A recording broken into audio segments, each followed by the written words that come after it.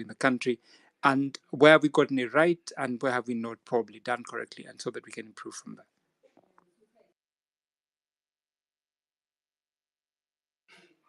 Kyoto? Yes, guys, I can hear you, but I'm on the way home. So you kindly give me like a few minutes, maybe five, then I'll be back on the speakers panel. Kindly. No problems. Okay, okay. So, are you? I don't know if you had my question. I'll probably swing it to you. What do you think we've been able to achieve looking at what has happened in the last 2 months? And what did we do right? What did we go wrong? And how should we improve so that we can be able to achieve that which we are desiring? Kindly, thank you so much, Obeds Oriku. I hope you can hear me well, 100%. As I start off, let's talk about political and governance reforms for a moment. One of the most profound changes about by the 2010 Constitution was the introduction of a devolved system of government, right? And this reform created 47 counties, and each with its own government and elected officials. And the establishment of county governments really was to facilitate greater local governance, allowing for more efficient administration and more direct management of resources and development projects of the local level. And this decentralization, also fostered a sense of local ownership and accountability. And needless to say that the Constitution had strengthened checks and balances within, Kenya's political system. And thus, the creation of independent institutions such as the judiciary, the Commission on Administrative Justice, and the Ethics and Anti-Corruption Commission, which really, according to me, had enhanced kind of transparency and accountability. And let's not forget that the judiciary in particular, it has gained an increased independence with the establishment of the Supreme Court and more robust framework.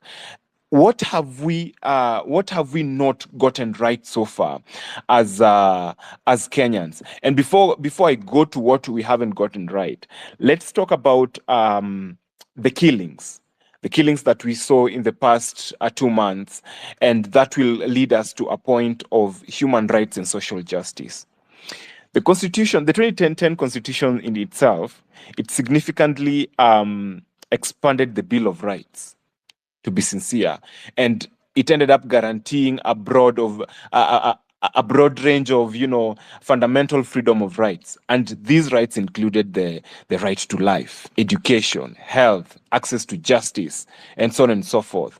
And the Constitution in itself, it also reinforced women's rights, promoting gender equality and increasing the representation of women in leadership roles. And the efforts to address gender-based violence and discrimination have also been bolstered by the legal protections. And we cannot avoid the fact that we saw our brothers and sisters being butchered, being shot by the people who are supposed to protect them. And that is where I feel we have really gone wrong, and hence it has damaged the economic development. We can never ever run away from the fact that all these deeds that have happened in the recent past, they've really disavowed economic development. And in terms of economic development, the initial 2010 Constitution, it had set stage for significant progress in terms of it really emphasized on the economic and social rights, hence prompting the creation of policies aimed at reducing poverty, improving infrastructure, fostering economic growth. And also the private sector has seen it had seen growth until the new government stepped in, and we could not see developments anymore. So I think as a people, we really need to sit down and reflect upon how we got here, how we found ourselves in this situation. And do you know what brought us in this situation? It's the butchering of the Constitution.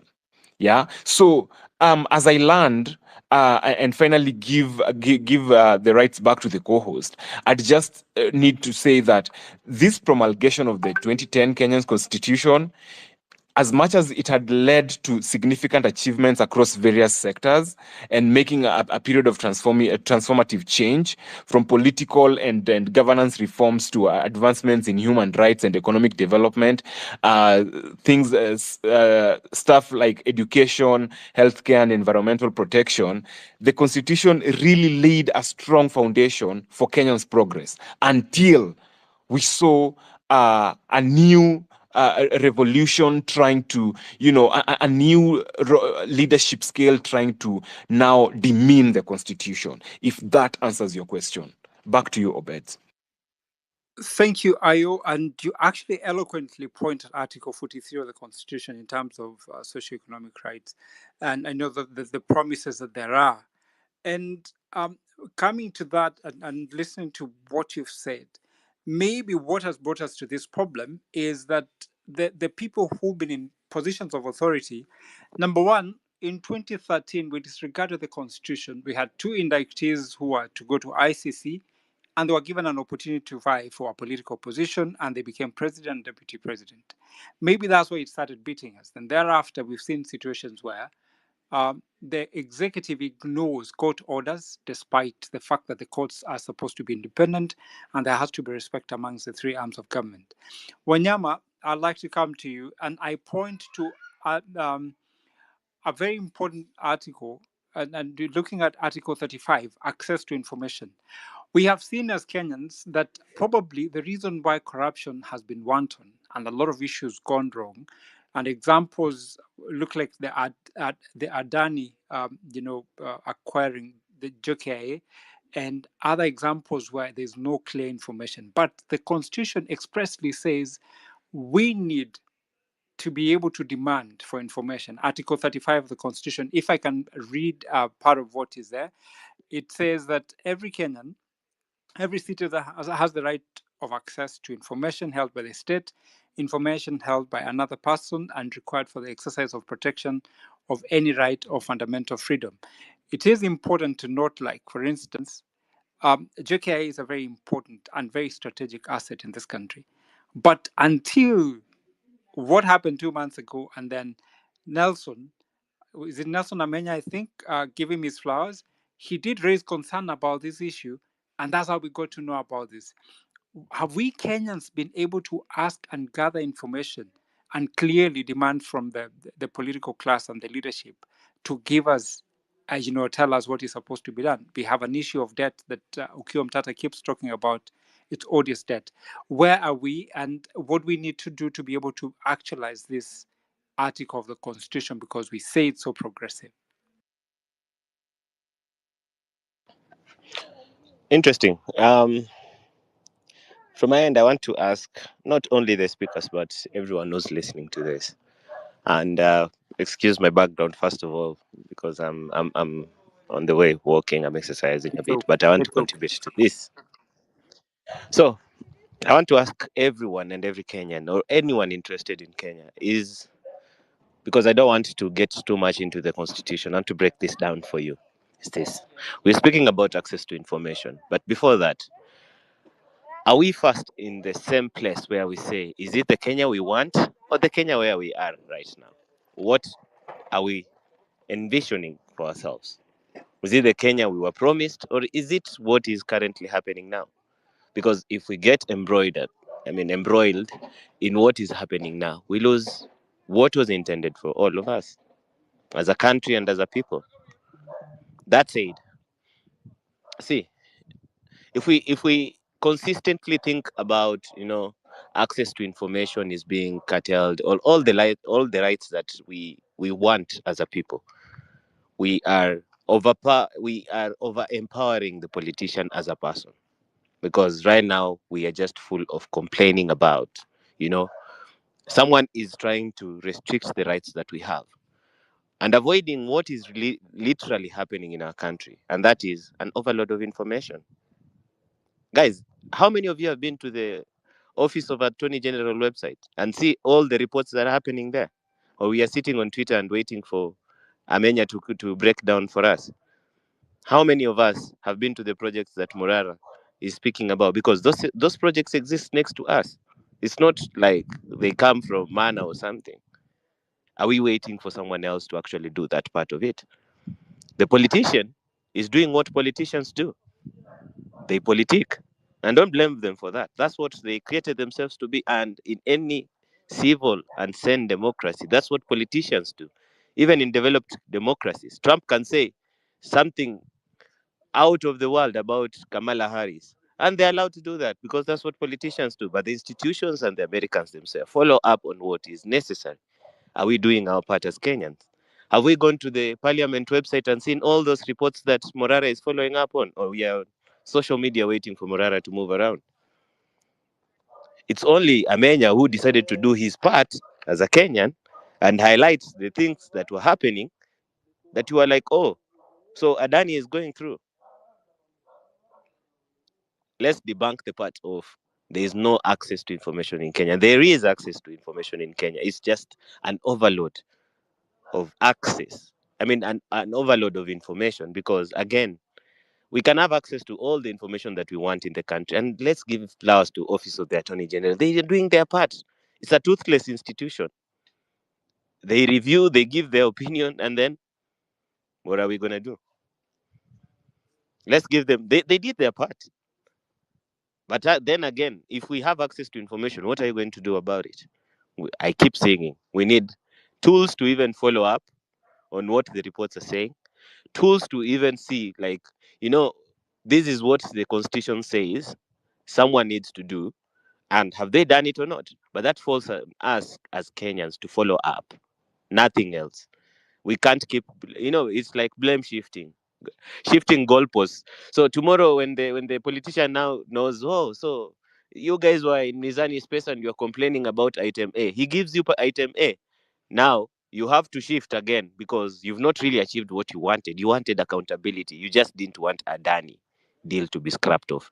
What happens when Ruto tomorrow wakes up and says, you know what, I've scrapped the Adani deal? Are you done with him as a people? Are you? So we can't keep shifting the goalpost. Let's ask for accountability because accountability is a broad spectrum. Let's stop the idea that we have been denied something. No, let's follow up on the items that we are supposed to do as a citizen. If you can code well, and develop a solution for it. If you can access reports well, access it. If you can leak information, leak it. That's our part as a citizen. Thanks. Thank you, Wanyama. And you actually introduced a very good and very cogent argument.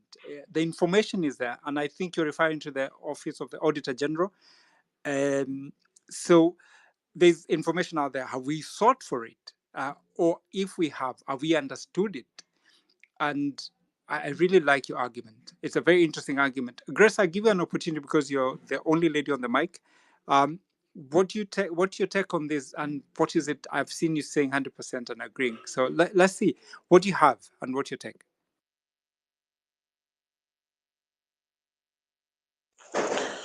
Okay, thank you. Thank you so much for this opportunity and forgive my background, please. When we started and where we are, I think we have had achievements as a group which we cannot look down upon. Number one, we've made the political class aware of our strength, that the power belongs to the people. That was on 26th June 2024. And on that day, we took away the power and brought the power back to us. So for me, since that day, Parliament doesn't exist according to me. So number two, and now our number two achievement, we were able to abolish the Finance Bill 2024. So when we were starting this course, it was about the finance bill, and the achievement was we were able to do away with it. Now, when I look at the failures that we have been experiencing since this movement started. Number one is unity. You know, the moment this thing started, the government did not have a name for it. So they thought about a name and they saw that the youths were the majority in the streets and they started it as Gen Z movement. Then they decided to divide you. The main leaders, it reached a point whereby you were abusing each other on social media, and that is now where disunity started. Secondly, tribalism. After the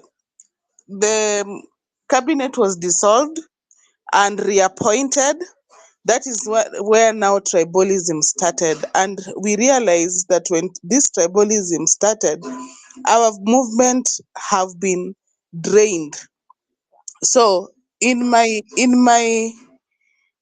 thinking, I was thinking that we should first of all do away with tribalism. I think I've been trying to speak to people on my TikTok account about it because it's very important that we stop tribalism at all costs. Can you hear me? Yes, we can. Yes, we can. Yes. Then number three, now what we need to do next. I've talked about the failures that we've had. It's about now what should we do next. I think for me, we should be introducing these strategies that we were ignoring. I remember I spoke about them in some spaces, and particularly it was like what I love what you've started, like people should shift to Starlink something, so that we abandon Safaricom.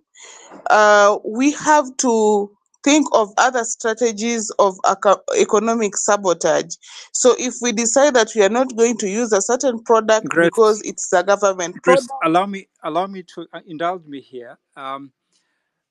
It is important. I think I like what you're trying to suggest. Maybe a strategy on how we can go about, maybe reorganizing ourselves. But then, to what end and what is it that we really like, we want to achieve? What is it are you looking at when you sit here? What is the end goal? Because I think it's very important, yes, to do what we want to do, but what we intend to achieve from it. I'll give you 2 minutes to be able to put that across. yes, I was coming to that. So I started by just narrating things that we need to do. So strategies, those are things that we should be thinking of on how to make this government be on toes. Now, lastly, on what you've spoken about, what I expect. First of all, it is my prayer that we may not be overrepresented as we are overrepresented right now. Number two, it is also my desire that we should stop this issue of high taxation because generally it doesn't help any country. Number three, we should stop tribalism. Like right now, I'm seeing Johnson Sakaja cannot account for 1.3 billion, which I think is an alarm to all of us. Number four, the most important thing that we should be focusing on is to unite all Kenyans so that we can have a major goals. And I think this is the right time to also have political parties, new ones, so that we may be able to go to the ballot and vote for people we want. Because sincerely, right now we don't have faith in ODM. We don't also have faith in UDA. They are leading us on loyalty. And for us Kenyans, we want people who can lead us on our interests, not on loyalty. Thank you. Thank you, Grace. Thank you very much. Um, Anthony, I'd like to engage you. And I wonder, did we, go beyond the intended mark? Because we started reject finance bill, nothing like to amend or anything, reject. We succeeded. We demanded from the executive that we want them to do away with the cabinet, and it was done. But then thereafter, we almost went on like we do not have a strategy. We kept asking because we felt now, oh, yeah, it can be done. We asked, the finance bill was rejected, the cabinet has been dissolved, and that way, did we really miss an opportunity to concretize and have something in particular at hand to be able to push? Or we got excited and lost even the small gains that we had made? Thank you. Um, I think on when we achieved what we achieved on those days in rejecting the finance bill and having the cabinet dissolved, at that particular time, this country had achieved what the constitution meant by giving the ultimate power of how governance is done in Kenya to the people. And like I had said before yesterday, when you look at the constitution, it tells the government, all the three arms of government, how it plans them, it constitutes them. Executive, legislature, judiciary, it constitutes them and gives them their mandate. But then it gives all the ultimate power to the people and tells the people one thing. When you want something done or changed by these three arms of government, all you need to do is speak in one voice, unanimously. That is what we achieved on that day. That day, the three arms of government saw a united country, and they saw the people exercise what is given to them in the constitution, being that the people. So on that day, the people spoke. Where did we drop the ball? We never had follow through. We should have said, when we say reject the finance bill, this is what we mean. So the moment the same finance bill or the same cabinet was brought back,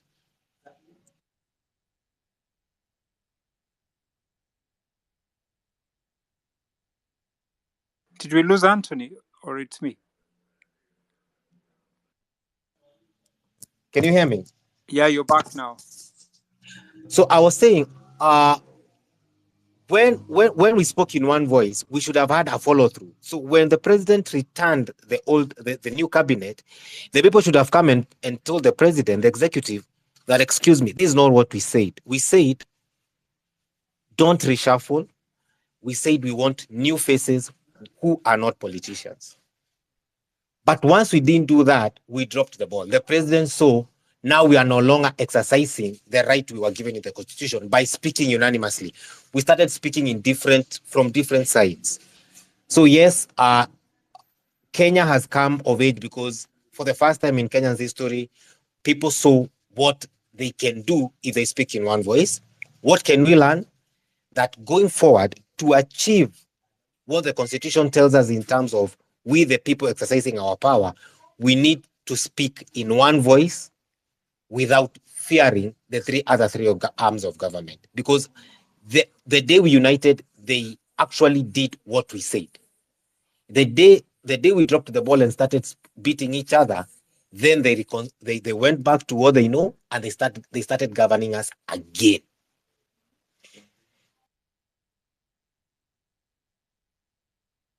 I don't know if I can jump in, Obeds, because I've listened to some of my colleagues, and I hope you guys can hear me. And Anthony's, like you correctly state, there was a change that happened from the 25th of June.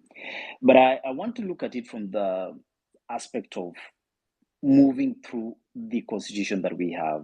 And I like a comment that some of the some of the listeners are actually sending on the tweets. I'll look at it later on, but let me focus on the issue that I think we have made stride on. Let's look at an example such as public participation. When we ask who is shaping the conversation, I dare say Kenyans never get to decide what is discussed on public forums. And by public forums, I'm speaking about the issues that concern the Kenyans.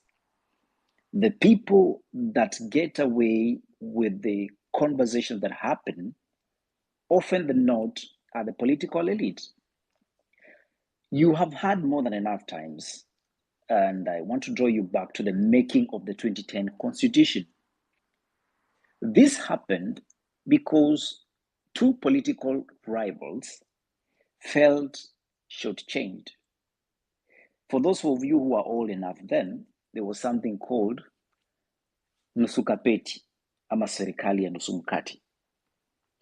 And this was because there's a gentleman who is now vying for the AU chairmanship, and Kenya is fronting him, said that he could not, his relationship with his then friend, Mwai Kibaki the late, was untenable. So the political friendship and the political marriage had to come to an end. And therefore, it was prudent for Kenya to have a different constitution that the winner does not take it all. So by then, they had had what we call a negotiated power sharing scheme, and Kofi Annan led this. And Raila would become then the second prime minister after Kenyan independence. But then again, this was supposed to be over short term until Kenya would have what they call today a new constitution that will shape how our political and economic affairs are decided. Now, fast forward, when the constitution was promulgated on the 27th of August 2010, I want to remind you, listeners and speakers, that the people that took the oath of office at that moment, in line with the demands of this new constitution, all of them except one is dead, and all of them were part of that national conversation. And therefore, when we say public participation, it is a very interesting aspect that appears in our constitution. It is not because of what it has achieved. It is simply because Kenyans have been conned for too long to believe their issues are raised and addressed according to the wish of Kenyans. And when you look at the public participation Article 118 says, the parliament shall conduct its business in an open manner, and its sittings and those of its committees shall be open to the public and facilitate public participation and involvement in legislative and other businesses of parliament and its committees or committees. Parliament may not exclude the public or any media from any sitting unless, in exceptional circumstances, the relevant speaker has determined that are justifiable reasons for the exclusion. Now, how do Kenyans get excluded from public discourse? Number one is there is a big con game called civic engagement that is happening at funerals. So your muheshimiwa will show up in a funeral or in a church and decide that that is the time to talk about everything that is wrong about the other government without coming with the specifics. And that to them passes out as public participation. Parliament will also publish and ask you people to submit your memoranda. And the question is, how many of us Kenyans, like Wanyama asked, interact with the right information and are able to decode that information and respond effectively? Now, that does not dismiss the fact that we have so many Kenyans who have worked hard to be part and parcel of the policy formulation in this country. The most recent example that I think we made noise about, and by we I am talking about the general populace, is the road maintenance levy, which we actually were part and parcel of the participation. And in the response, it was looked at as though that the then minister, that is Transport Minister Murkomen, had resolved that Kenyans had decided that this thing is not tenable, and therefore they'll find alternatives of raising money and not raising the levy on the fuel. Fast forward, When Kenyans woke up, they were shocked to realize that the fuel levy had gone up. What happened? We ran to court. And therefore, if I dare say that the conversations that are happening in this country, politically, economically, and socially, we are not part of them. I am using those examples to illustrate that it is important for us to start public participation and the government of the day and the parliament of the day to actually ensure they do not leave any Kenyan issues that have been raised in those public forums as just but by the ways. If it's written, it has to be adopted. But then we cannot say as long as Baba amesoma iko sawa. That is how the 2010 constitution became a document that many adopted. And that's how the Orange Democratic Movement was actually formed. Obed.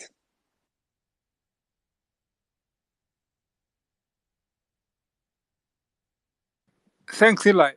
And you bring up a very interesting aspect, but you've seen also that we've gone to. Obeds, can you hear Ellie? Yes, I could hear him. Can you hear me? I hope I'm clear. I can hear you, and No way. I can't hear anyone on this space. Let me drop and come back. Okay, I can hear Eli. okay, I could hear him. So I maybe you drop and then come back, if that's okay. Um, so Ela, you bring up an issue of public participation. And we have seen examples where the public, for instance, in the finance bill of 2023, where the public did participate, but the parliament didn't take into consideration, or if they did, they never exactly explained how. But you also saw that Okiya Mtata and team went to court, and there was an emphasis that has been put on public participation, and they were compelled that if they are going to reject anything or accept anything, they have to tell the public why that is the case. So maybe, as the argument has been, there's enough of what we should be able to do and get, but we haven't been able to really have that element of constitutionalism in us, because our constitution is quite clear and expresses vividly what should be done. But then maybe the people in the positions of responsibility have not been able to deliver as expected. So how do we remedy this? That's the question that we're asking. I'd like to come back to you. I don't know, you had something to say, and then I'd ask you to drive the conversation as I try to get some water, and then we can go back to the rest of the team. Ayo?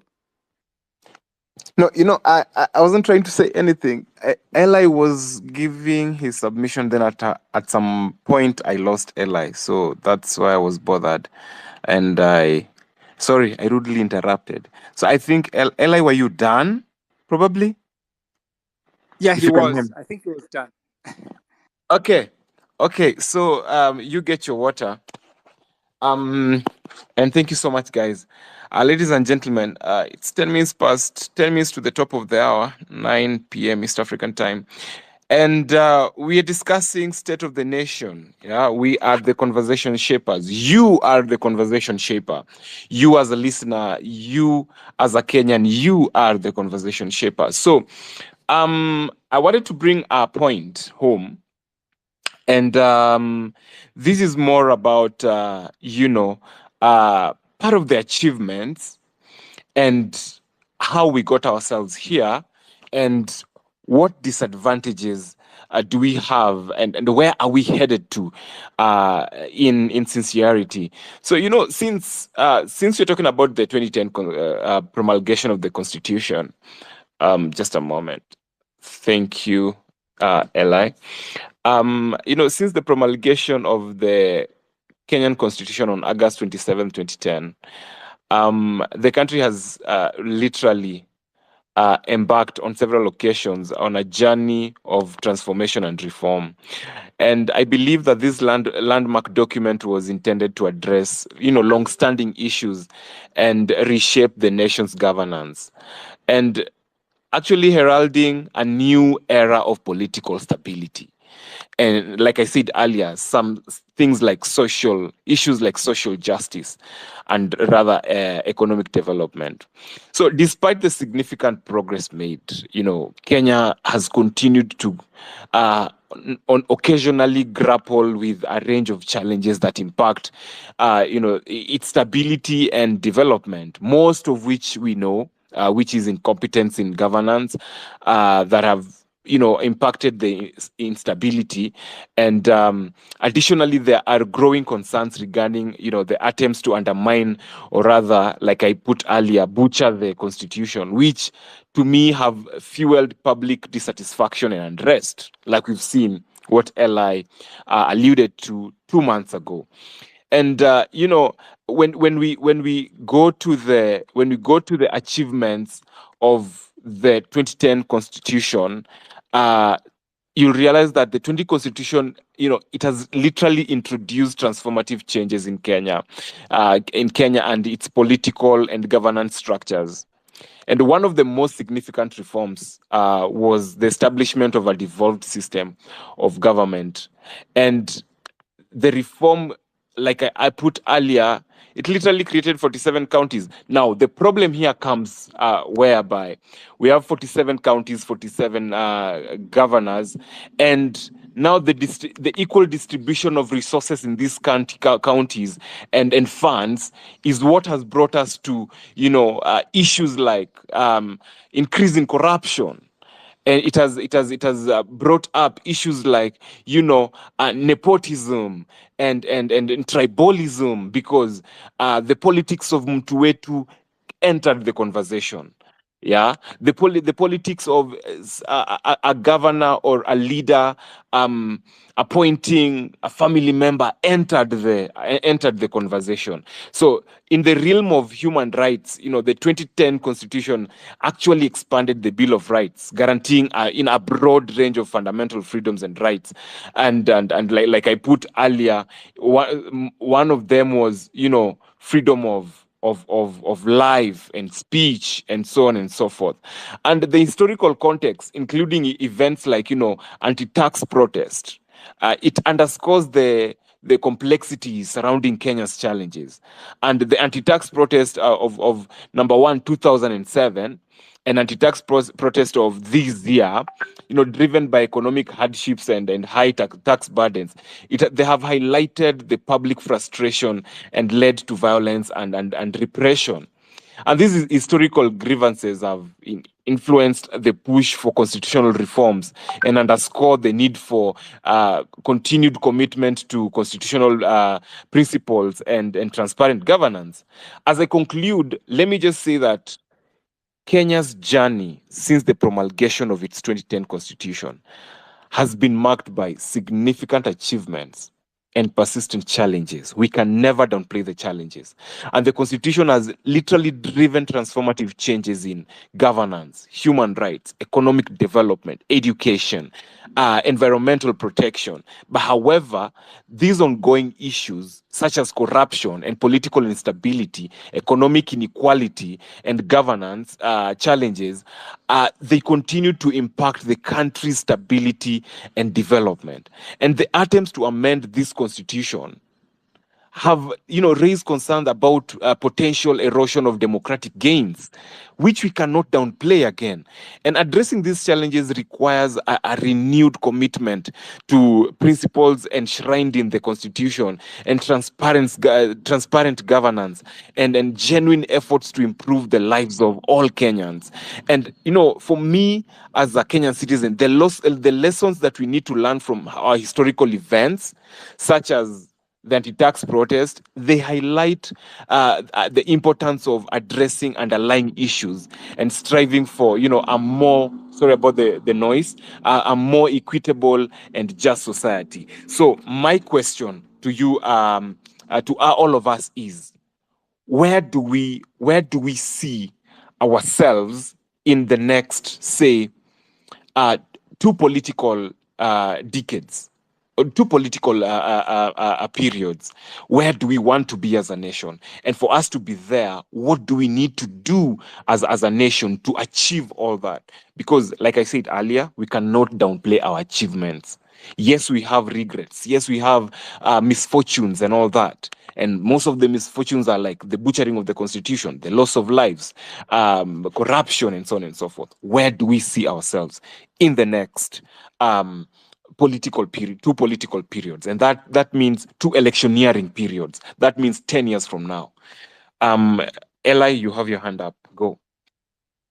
Yeah, I hope I'm not going to be too much on this because it's rare that I get to be a speaker, but today I'll maximize on this. So you know, you talk about the issue of I call it, when this constitution is being exercised, it's supposed to, in general terms, make sure that everybody feels they are part and parcel of this national cake. When you talk about where we want to be in 10 years, I'm asking where have we been in the past 14 years? Because that's important. And I will generally state that I am not a constitutional expert, but from the aspect of if you're doing a project and you're a project manager, you will get to do the reconnaissance and understand this is the much I need to invest in terms of time and resources. And by the time we get to this stage of development, we'll be able to have achieved this percent of our project. Now, Project 2010, which is our constitution, somebody can excuse us for the first 3 years. And I think that's why we even had the constitution implementation, what was it? Committee or commission headed by Nyachai. You can help me out, Obeds. And to that extent, we had the counties trying to understand what has to happen from 2013. We had the politicians also trying to unlearn the past that they knew about how governance is run and all that. But when you come and say now we have 10 years after that, one would imagine that this child we call the Kenyan constitution has actually had an opportunity to mature up. So when you question us of where we are headed into the next 10 years, I, I want to be very optimistic, but I'd be lying to you today that I'm not so optimistic if we're talking from the political aspect. Now, if we're talking from the citizen aspect, that's a whole different story. From the political aspect, the next 10 years, it is time for them to be elected, and they are working hard towards that. Look at the teams that are now coming up. Now that, according to the grapevine, Team Raila is no longer pursuing actively local politics, we have another team called Team Kalonzo. Now, is Kalonzo new to all of us? Definitely not. But he's promising all of us a heaven. And I can tell you for free, there were people who are assembled on Sunday in Igudurai, and they were cheering and welcoming this gentleman because he's the chosen man and he's gonna take them to the promised land. So, politically speaking, the politicians are already rearranging themselves. Who would have imagined Ferdinand Waititu would actually have the guts to stand in a crowd and support a potential opposition leader?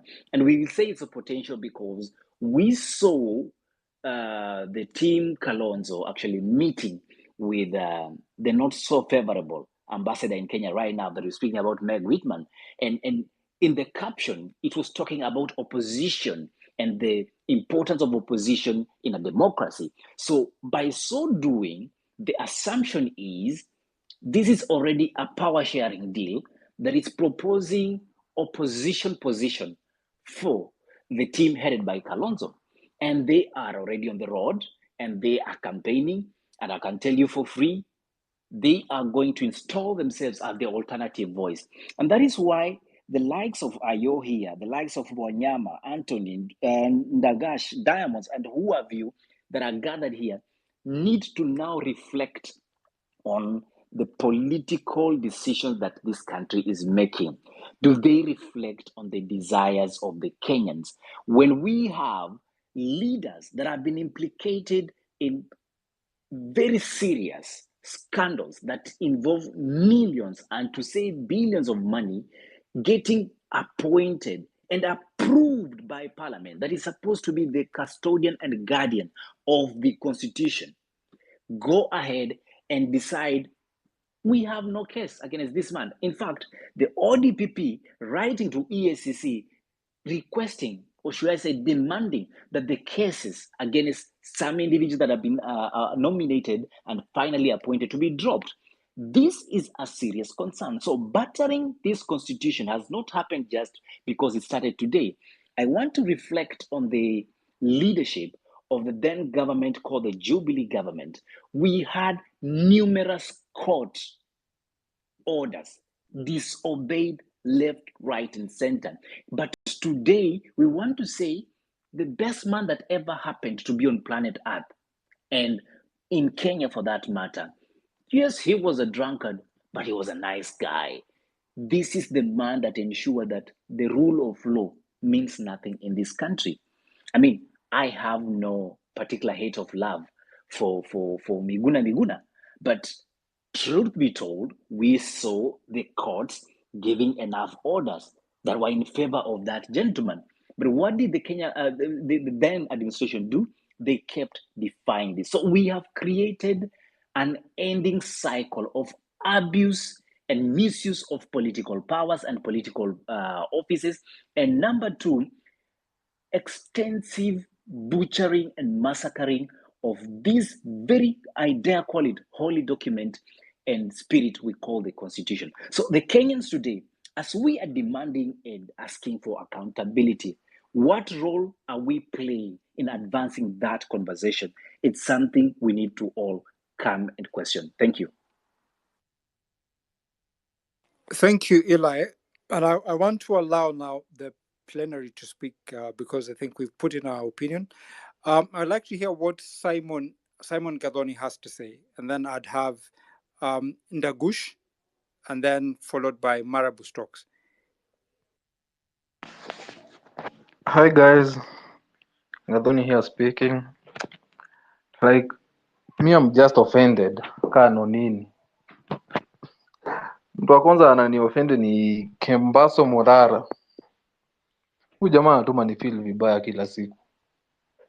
Kila siku. I don't know like tafanya aje Morara tu atulie kwanza. Pressure ina increase like inatoka tu pressure inatoka 100 inaenda to 200 every day. Kuna the previous mwenye ameongea hapo amesema like stories za kina Kalonzo. By the way, like I didn't pay attention. These people, they are all together in the like they are on the same side. It's a match between Kenyans and the political people. So like it's time we decide.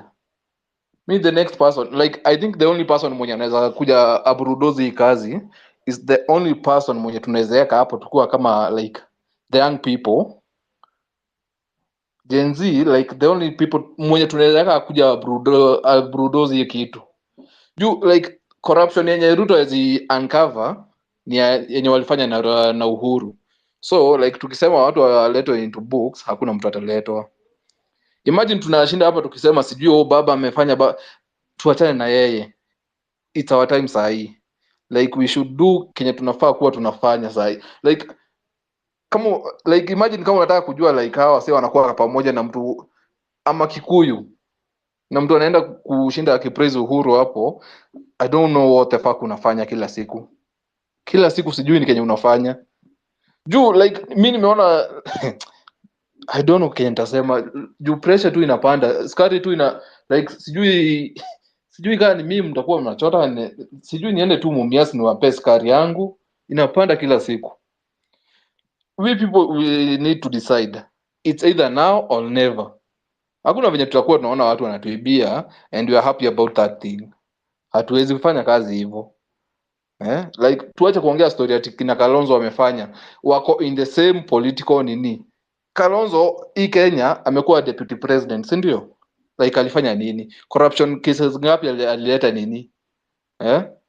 The same watu wanakuja like huyu bibia bona nini? Baba yake na Shalin amekuwa kwa hizo government zingine zote. Let's be factual hapa. Sometimes we need to be factual. Si ati tunakuja hapa tunaanza kusema sijui nani ako side yetu. The only person mwenye atatusaidia ni mtu mwenye hata sisi sasa hatujui ni nani. Mtu hajakuwa kwa government, mtu hajakuwa involved na hizi government ati yako kwa hizi mess. it's the only person anaweza tusaidia. So I Simon, don't know. just engage me here, because you see, we are looking at what we've been able to do, but at the same time, we must have some sort of a picture that we want to achieve as a people. We can't say we don't know what to do. And again, it is very true that even when you have people who are in the political class, they do not all necessarily be bad, because whether you like it or not, there's something called institutional memory. We can remove everybody we want, but what we want to achieve, and I think that for me has been the problem. And if you listen to what Wanyama said, it was very important that he asked, are we where we wanted to be, or we are in a place where we find ourselves and we're just trying to deal with what we find ourselves in? I want to come back to you on that, and I request that somewhat we mind our language. I'd request that we can have an argument and remain very civil. And that I'd request that we do that. So, Simon, I'd come back to you because I think there's something you haven't addressed, and I'd want to hear exactly what plan we have, what's the picture that you want to paint, where do we want to be, or where do we envision ourselves vis-a-vis when we started in 2010, we had a plan and a dream. Are we there?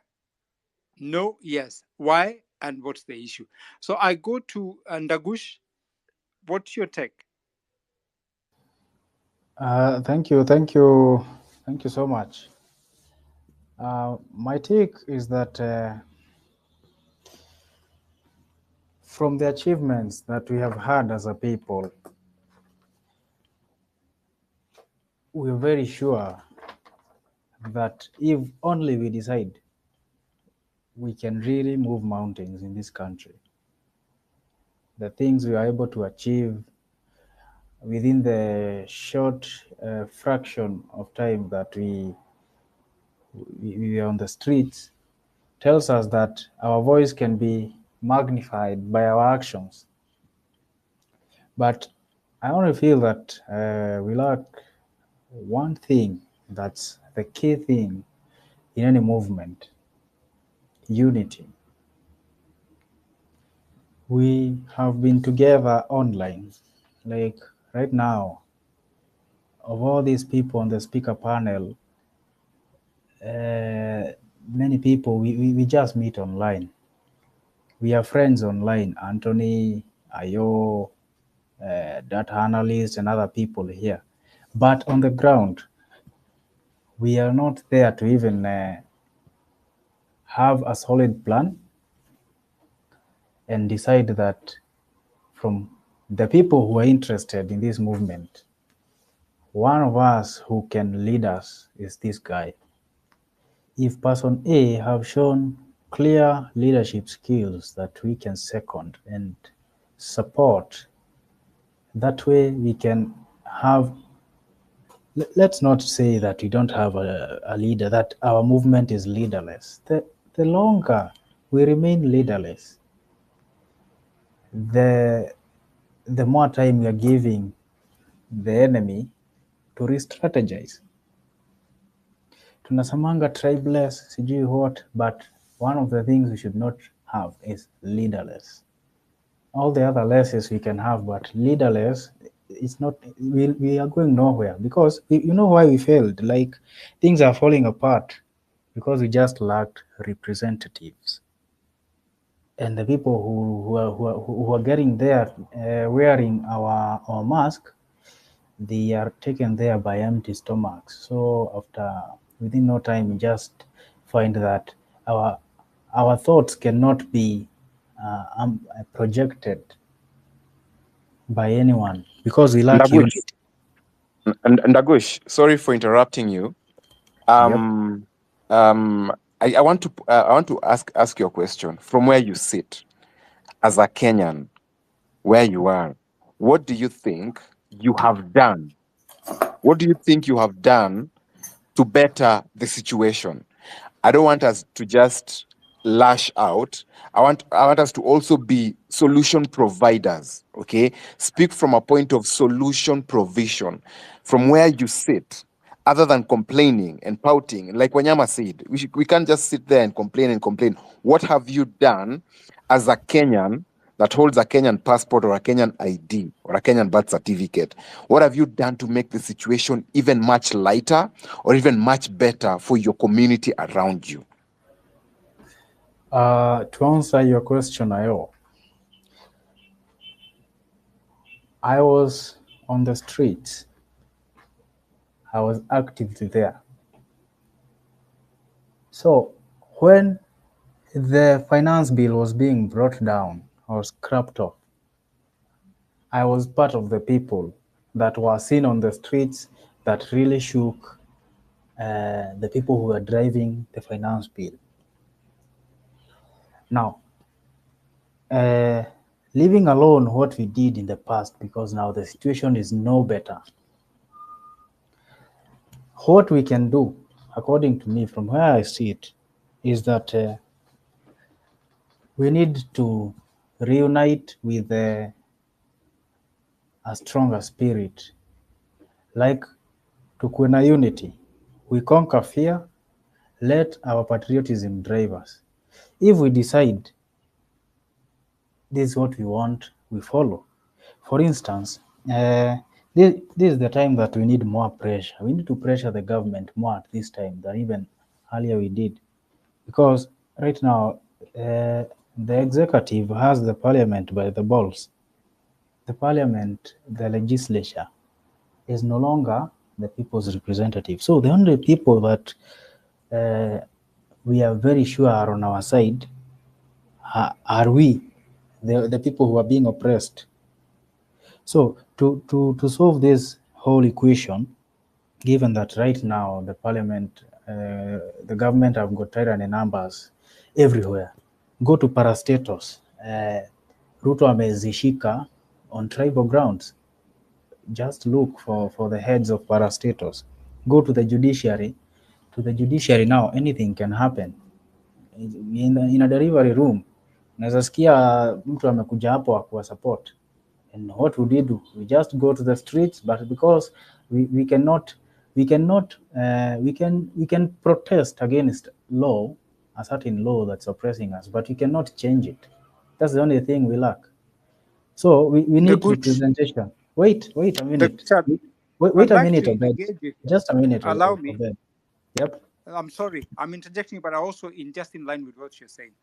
Do you realize that as Kenyans, we have a private members bill? We can present actually a bill to parliament. It is possible, and have a change on a law if it's practical and if we have it together. Do you know that we can do that? Shall it require the members of parliament's participation Well, and it doesn't approval? matter. I mean, at least why don't you be on record that you've tried to do something? Yeah, at least now those are the kinds of actions that I'm telling you we need to decide, and we can only decide if we are united, we are together. Because when you go there alone, your voice cannot be heard. By the way, so according to me, we as Kenyans, we need to accept the fact that we are our own representatives. So when you're saying that we are going to demand accountability, have you visited the auditor's website? There are so many statements like could not be accounted for at the time of audit. And we are talking about millions, hundreds of millions, tens of millions. So it's a big fish eat small fish kind of a society. So the only thing we can do to solve this, given that now we cannot keep on crying over spilt milk, despite now occupying these places that we normally say, we need to occupy parliament from inside. Because like right now, Ruto have got the parliament democratically. We elected these people who are inside there, who are his allies. So akona wao inside, but they are democratically elected. We don't know how easy it is to dissolve the parliament. I don't know about that. I'm not a political expert, but he also have got now hold of the opposition by sycophancy. Anaweka kwa gava so that now wafurahi, and now the opposition is in full support because now kama Wandai, the minority leader, is for him. Who else? So what we are doing, we need to occupy the parliament from inside, and we can only do that democratically. We become the legislature. We become we of this, with this mind of revolution, we be the majority in these As you assemblies. land. In these assemblies. So now, because this ruling class, even if you are saying that there are some few, most of them are birds of a feather. They have been together, huku. They have been in corruption deals together. This one is auditing this one, but they were in the deal. So what we do, let's try our best and get new faces in parliament next time. And we can only do that if we re-strategize right now, and we decide that our leaders are, we want leaders with these qualities. So if we identify that people have got these qualities, we can second them. Then you know that when it comes to campaigning, we need to be also realistic. We cannot just be talking here on Give it Twitter. 30 seconds to learn. Yeah, we cannot be talking here on Twitter, on X, saying that we will occupy from inside, and we have not gotten a plan to mobilize the grassroots. Because these people, see, us, we have the idea and we have the goodwill, but these people have got the money, and that's what they use. That's their weapon. So if we form a movement, the other day tulikuwa na mchanga. If we continue with such deals, if we Dagush, I want continue, you to land. I want you to yes. land. I want you to land. Other speakers also want to give their Yeah, I'm contribution. landing. So I'm landing. I even don't have another under point. 30 seconds, kindly land so that we move on to Marabu. Yeah. Just land Okay. kindly. Okay. So my point is, let's get into action. If it's mchanga, tutoe pesa, and then we identify leaders, we support them, and then we get to the ballot by 2027.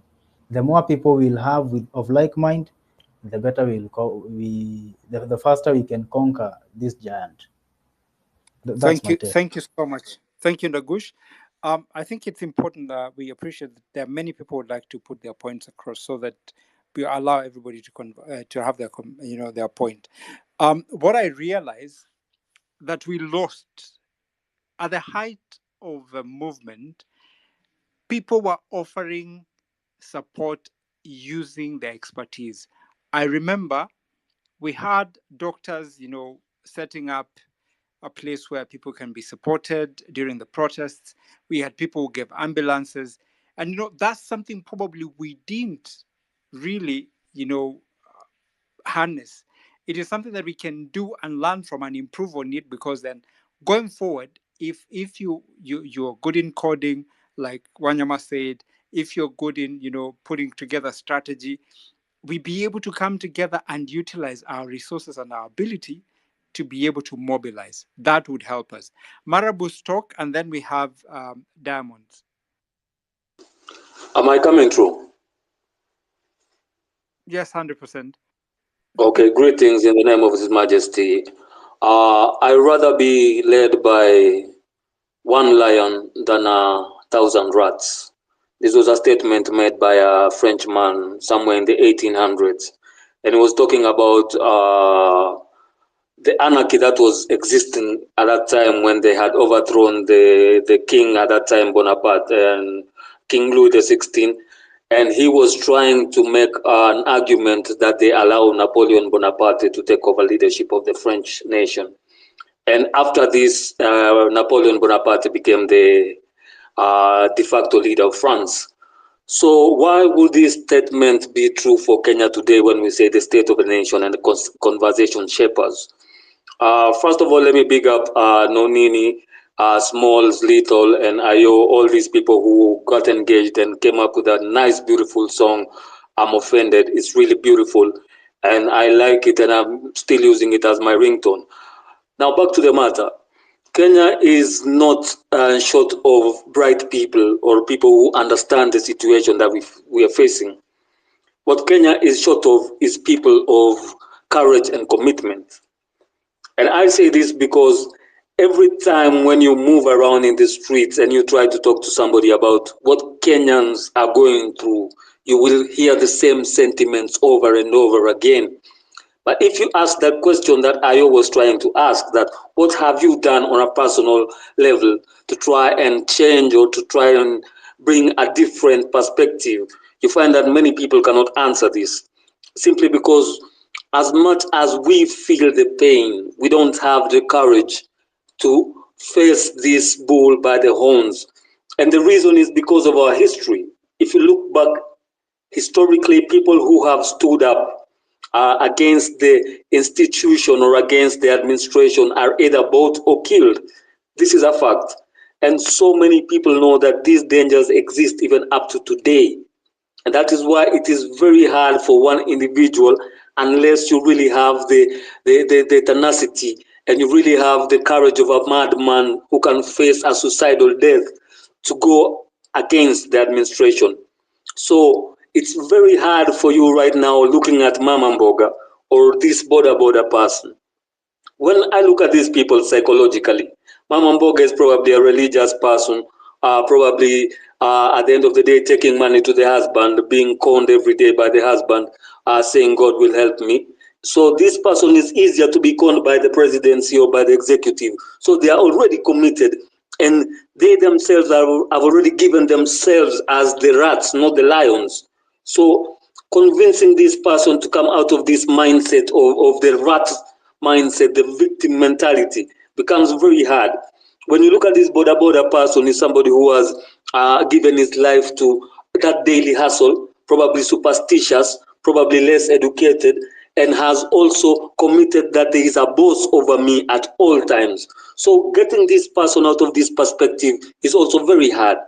So when we come to look at how is it that we can create this paradigm shift amongst the citizenry, when we say that we want to carry out civic education and we want to empower the people are already empowered, but the courage, getting that one lion who's going to stand up out of all these 1,000 rats is what they're waiting for.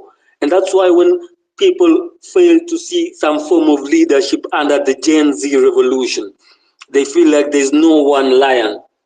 It becomes very hard for people to conform and to come towards the Gen Z direction, because they feel like all these people can lead us nowhere. We need one person who is strong enough, one person who is committed, one person who is wise enough, and who seems like the lion.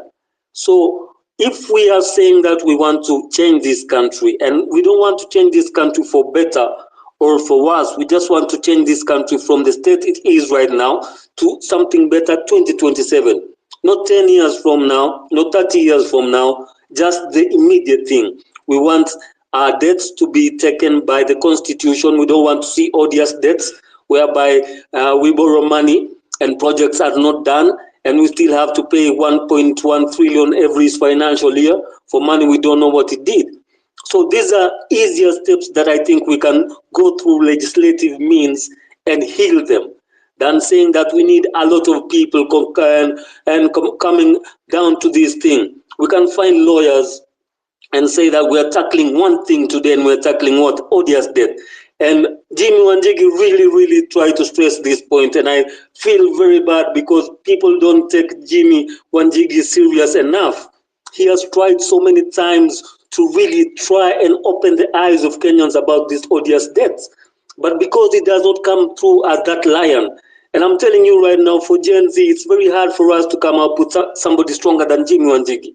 And if Kenyans cannot take Jimmy Wanjigi seriously, you have to question the courage and the commitment of these Kenyans themselves to want that change. That this person is suffering but does not want to go to hospital to get medication. Can you force this person to go to the GP to get medication simply because you see they are suffering? And that's the thing that I see with Kenya right now every day in the streets when I walk. I'm a businessman in Nairobi. I have a youth group which I'm the chairman. I wrote the constitution myself. Writing the constitution to me is not some technical issue. I just copied the constitution of another youth group and just copy pasted mine. So it's not something that I consider technical enough. What I consider technical is attacking this government where it hurts. And where it hurts is where the money is. If we can find ourselves and group ourselves, personally, I've decided to join Mizani. I join Anthony in other places and find a way which I can use my voice to follow this money. Because when you follow the money, the politician hurts. And you see this regrouping of the Rutos and the Railas and all this. It's not because they love each other or they care for each other. No, it's because they know that the only thing that is under threat is their money. So if we can find a caucus of a few individuals, we call them these rebels who are after the economic change, people who will go after the money that the politicians are looting with facts and with determination and with courage, I feel that the state of the nation will be better than where we have it today. I don't blame Gen Z for anything. I feel that the revolution was a success because it was the first time we didn't know what we were doing, but what we achieved was great. I had phone calls from all over the world, people congratulating us. So I fault nothing there. What we did is we jumped into darkness and we walked and we found ourselves on the other end. How we found ourselves there, we're not sure, but we did it. So I know we can do it tomorrow like we did it yesterday. The only reason we still shaky about it is because we haven't found that lion. And I think that is the challenge for us today to really try and find that lion. Thank you very much, Jobless. Thank you so much, Marabu. I'd allow Diamond to speak, then I come back to you, Wanyama, if that's okay. Okay. Diamond? Okay. Yes, I can hear you. I hope you can hear me. Yes, I can. We can. Okay. Good evening, good morning, everyone. I don't know wherever you are. So, first of all, I think for me, the movement that the Gen Zs and everybody was part of, or those who are part of, achieved quite a number of things. The only challenge that we had is we kept moving goalposts. So, we wanted the finance bill gone, and when it went, we wanted something else, and when it went, we also wanted something else. So the problem with that, and without proper leadership, is everybody started pulling in a different direction. So what happened is you ended up having some people fighting each other. You ended up having different opinions on what you want next. Other people wanted Ruto gone. Other people wanted the parliament gone. Other people wanted the whole executive gone. So with that type of amorphous structure, it became very, very difficult to even convince somebody on the road why you actually wanted Ruto gone.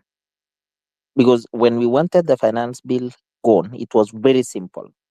It had punitive taxes and Kenyans didn't want it. So even if you met someone on the streets and told them, look, your finance bill ni mbaya, they would have understood. The second thing, when we said we didn't want the cabinet, it was also very clear. There were examples why people didn't want the cabinet. And when the cabinet was gone, we came up and said, we don't want Ruto. Now, at that point, because this structure was becoming amorphous, it kept changing form, shape, size, and every other thing. And without proper leadership, it didn't last. So what is my view personally? Number one, I think it's important to have some form of leadership because it gives direction. That's number one. Number two, leadership does not necessarily mean you choose one person to say what and when and how something should be done. It can take a form of a committee. It can take a form of weekly leaders. It can take a form of maybe every 3 months you change and somebody else takes over. I don't know, but I'm thinking for a conversation like this to actually keep going for a very long time, it must have a structure and it must have leadership. That's number one. Number two, in my statement is remember now, there will be many things that you want to achieve. Many, many things. Number one, this government currently is not obeying any court orders. Any court order against the government, they are not obeying it. Number two, this government today is actually bringing so many, what I would say, bad laws. So you are talking about uh, the funding model for the universities. You are talking about the teachers not being paid, the CBS that they were supposed to be paid. You are talking about the road maintenance levy. You are talking about, there are just quite so many things that are happening. And if you do not have direction, you'll actually end up losing everything. So my view is, what is the goal? The goal is to get into leadership in 2027 and to clean up the current swamp in full. And when I say the swamp, I mean the ODMs, the UDAs, and all these other leaders in their political space today need to actually go home. That is not an easy thing to do. And you can't do it without leadership. With leadership, you can get a political party. With leadership, you can, because a political party, what it will do is it will now bring everybody to a certain basket. So you're able to move towards the same direction. If we do not do that, I can bet all my fingers that everybody that is in power today will actually win back their seats, and we will be here crying again from 2027 to 2032. I rest my case. Thank you. Thank you, Diamond. You say we need to have a formation, a structure, and organize politically, which I think is very urgent. Wanyama, you had something to say, then I'd go back to we had John Mwangi and Wallace, and then Engineer David. Wanyama? Can you hear me, Obed? Yes, 100%. I can hear you. And I think just before you say something, Wanyama, KOT Sonko, we're trying to add you to the speaker, but we seem to have a problem. Maybe you drop and then try again. Wanyama, go ahead. Okay. I hope Marvin has heard that. You can try texting him as well. So I want to say this before I drop from the speaker panel to give others a chance to come up, and I donate my slot to someone else. And this is I think, what I will finalize with in this talk about, us being in these spaces. And I'm speaking both as a Kenyan and someone who hosts spaces, engages in conversations, not only spaces, going to panels, etc., etc. Kenyans, my fellow countrymen, stop that entitlement, in the sense of we are acting and speaking in this fora like we deserve what we are saying. It's more like, I'll say, then someone else will do it. That's what is affecting us the most in our call for whatever we want. In the stage where we are at in the movement, it's either you decide to either be an activist or a politician. You can't be both. Those two things do two different things. If you're going to be an activist, then you call out all the wrongs that is happening. You highlight all these things. Work with media, work with everyone that is supposed to highlight all the wrongs that are happening. Politician, on the other end, does representation. And that's where I'm going to call out everyone who is asking for change and is not doing something. You cannot act like you deserve something. You have to request for your place on the table. And that is through politics. You're playing the politician's game. Why are you not at the table? Why are you asking from the sidelines? Who is going to get there to ask it for you? Is it Okia? No. Okia has a role of representing the Busia County people. Something which the Busia County people need to call him now to power when he's not doing it. Is it Morara? Morara is doing the Lord's work. What if his energy fails? But that is activism. It's not politics. The best he can do is highlight. What happens after he highlights? Now that you know that a lot of projects have gone wrong, money has been chewed, utadu? That's where activism now has to hand over to politics and the good leaders that you've decided to get into office. So be an active player in the political space that you are asking the general public to do. And you have a role in governance, whether unajua kuna watu huwa wanasema mimi mambo ya politics staki sijui nini. My people, whether you like it or not, governance is going to affect you. Whether upende ukatae, it's going to affect you. So wake up and decide. In my own small capacity, and I've been singing. If you've been attending any any talk that I've been doing, guys, the person that you need to first of all hold to par is not, tuko na misplaced priorities. We are calling out on the MPs. No, guys, our quick win hapo ni MCA, and I'll keep singing to you guys. That's the guy you need to start with. Anza na huyo. And I gave an example today in the morning. The votes that actually get an MCA into office zinakwanga 3k, 1k, 1,500. What does that all show you? These are closed knit communities that have chosen a representative to go to the county assembly, a mirror of the National Assembly. So it means it's someone that you can get in contact with as quickly as possible and a representation of your needs. Barabara inajengwa na MCA. MP akikosa kujenga barabara, msilie, si kazi yake. You're asking the wrong person. He's actually right, not building it. Keep the MP to where he does what he's doing best. That is legislation. Keep the MCA where he's doing best, and that's the county assembly to represent what your needs are. In your nyumba kumi, have you raised up your issues? And after you've raised up, usikae ungoje nani atatupelekea, ati chairman atatupelekea. No, make sure the MCA is involved in that nyumba kumi initiative. And make sure he has taken it to the county assembly. And this idea of people saying, oh, huko governor akishasema ni hivyo, no. Governors can't do anything without the committees in the county assembly. It's a thorough mirror of the National Assembly.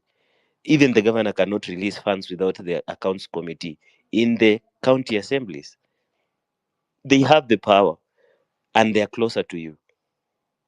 So if they are able to sit down and decide we are going to impeach a governor, and they do it, they can't actually ask a governor to deliver a road. Guys, tuache kujidanganya.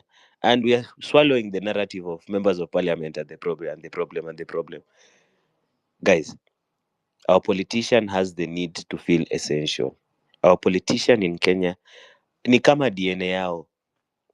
Once you force the MCA to launch the projects zenye ziko hapo kwenu nyumbani, the road, the whatever that is hapo next to you, Ruto will not get a chance to come and launch it again because your MCA has done the job that he has supposed to do. Fuata huyo mwenye anahitaji kufanya kazi yake. The MP will have to look for something else now to do because barabara imejengwa, shule imejengwa, health has been devolved. If the national government is not doing much na mnawa pressure, don't be surprised they take it back to the national government. But there is a reason why health was devolved to the local government or the county government. Follow up and see our health officers actually done well in the county government. If they're asking you to pay your taxes, your licenses and everything, guys, don't you think you have a right to also ask that those taxes from the governor's office is working for you? The roads, etc., etc. But the first step is, guys, stop feeling entitled. Stop feeling you deserve. Stop feeling, since nilienda maandamano, I don't need to do anything else. Stop feeling like hii kitu is a one step kind of thing.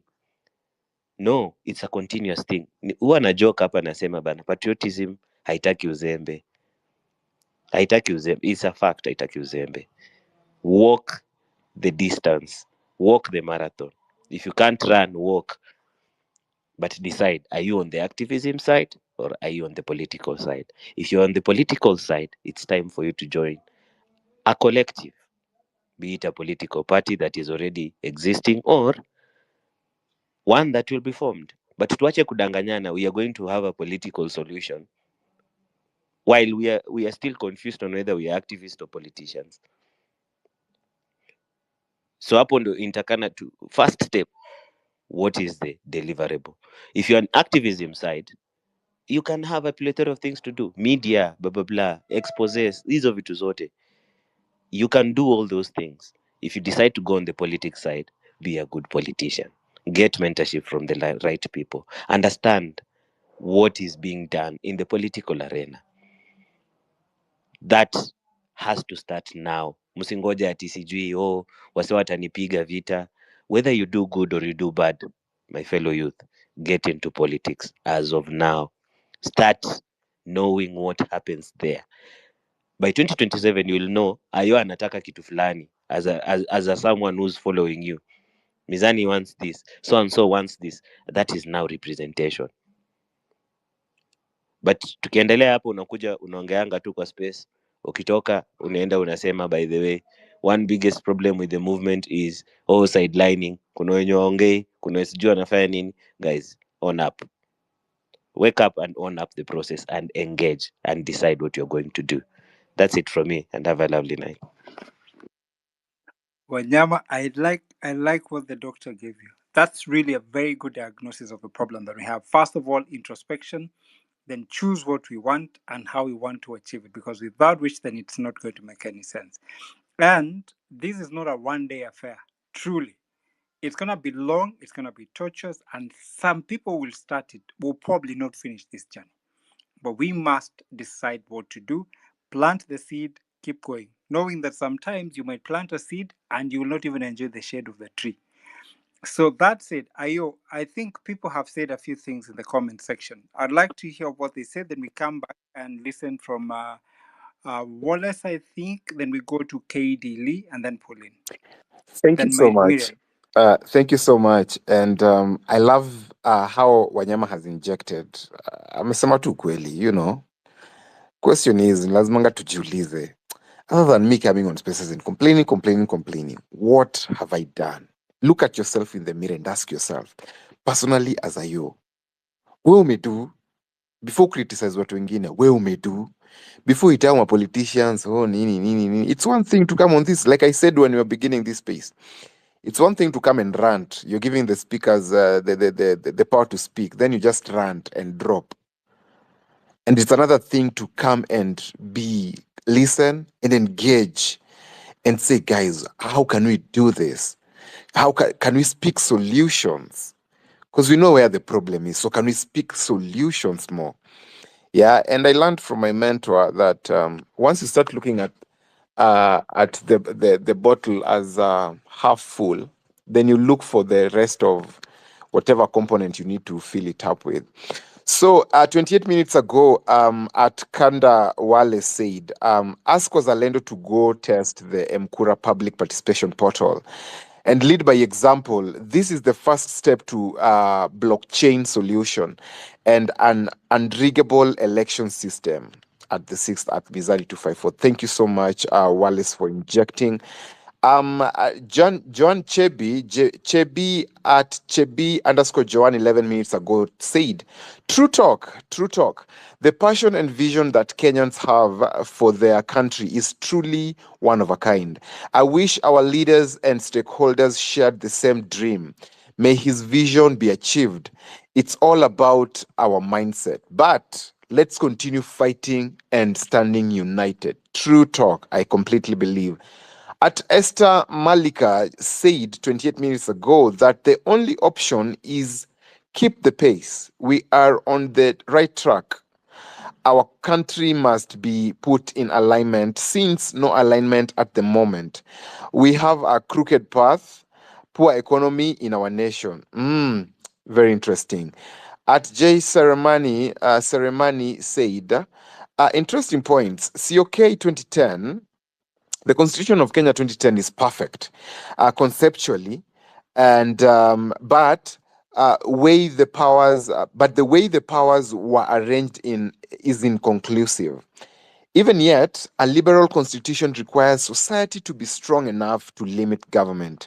New article dropping tomorrow morning. Happy birthday, Katiba. Thank you so much, John Seremani. KD, I think we had KD earlier, 32 minutes ago, said the moment leaders came on board respectively, they became compromised by the state, either being bought or abducted. Leaderless was not a form but strategy. John Chebi added again and said, kindly address the university fees issue. Hii mambo serikali inasema italipa hii na hii is conmanship. Probably one of you would love to address the fees issue. I believe we've addressed it in a few spaces before, probably yesterday, the day before yesterday, and the day earlier. Rambira, Engineer David Otunga says, Rambira Construction Company, okay, sawa, he was advertising himself. John Seremani again said, unpopular opinion, We can't go back to the streets bila plan, bila organization, and bila goal. Demos is nuclear option. Revolution C ya street peke. Right now, let us build a massive civic education machine that will eventually culminate into a political solution of 20 million plus votes. I completely agree. And the comments go on and on and on and on. I was just trying to sample a few. Ladies and gentlemen, it's 1:45, top of the hour, 10 p.m. East African time. We are on Mizani 254 space. Today we decided to conjoin ourselves together. That is, Wanyama, Keoti Sonko, Ayo the Sixth, Obed's here. And we decided that, it's been a long time we've been divided on spaces. You find a space speaking on the same thing. We have 7 spaces speaking on the same thing. That is the division these politicians want us to be in, and we don't need to be in that that confusion anymore. So we decided to conjoin our heads together. Sauti ya Mwananchi, Mizani 254, and we speak from the same voice.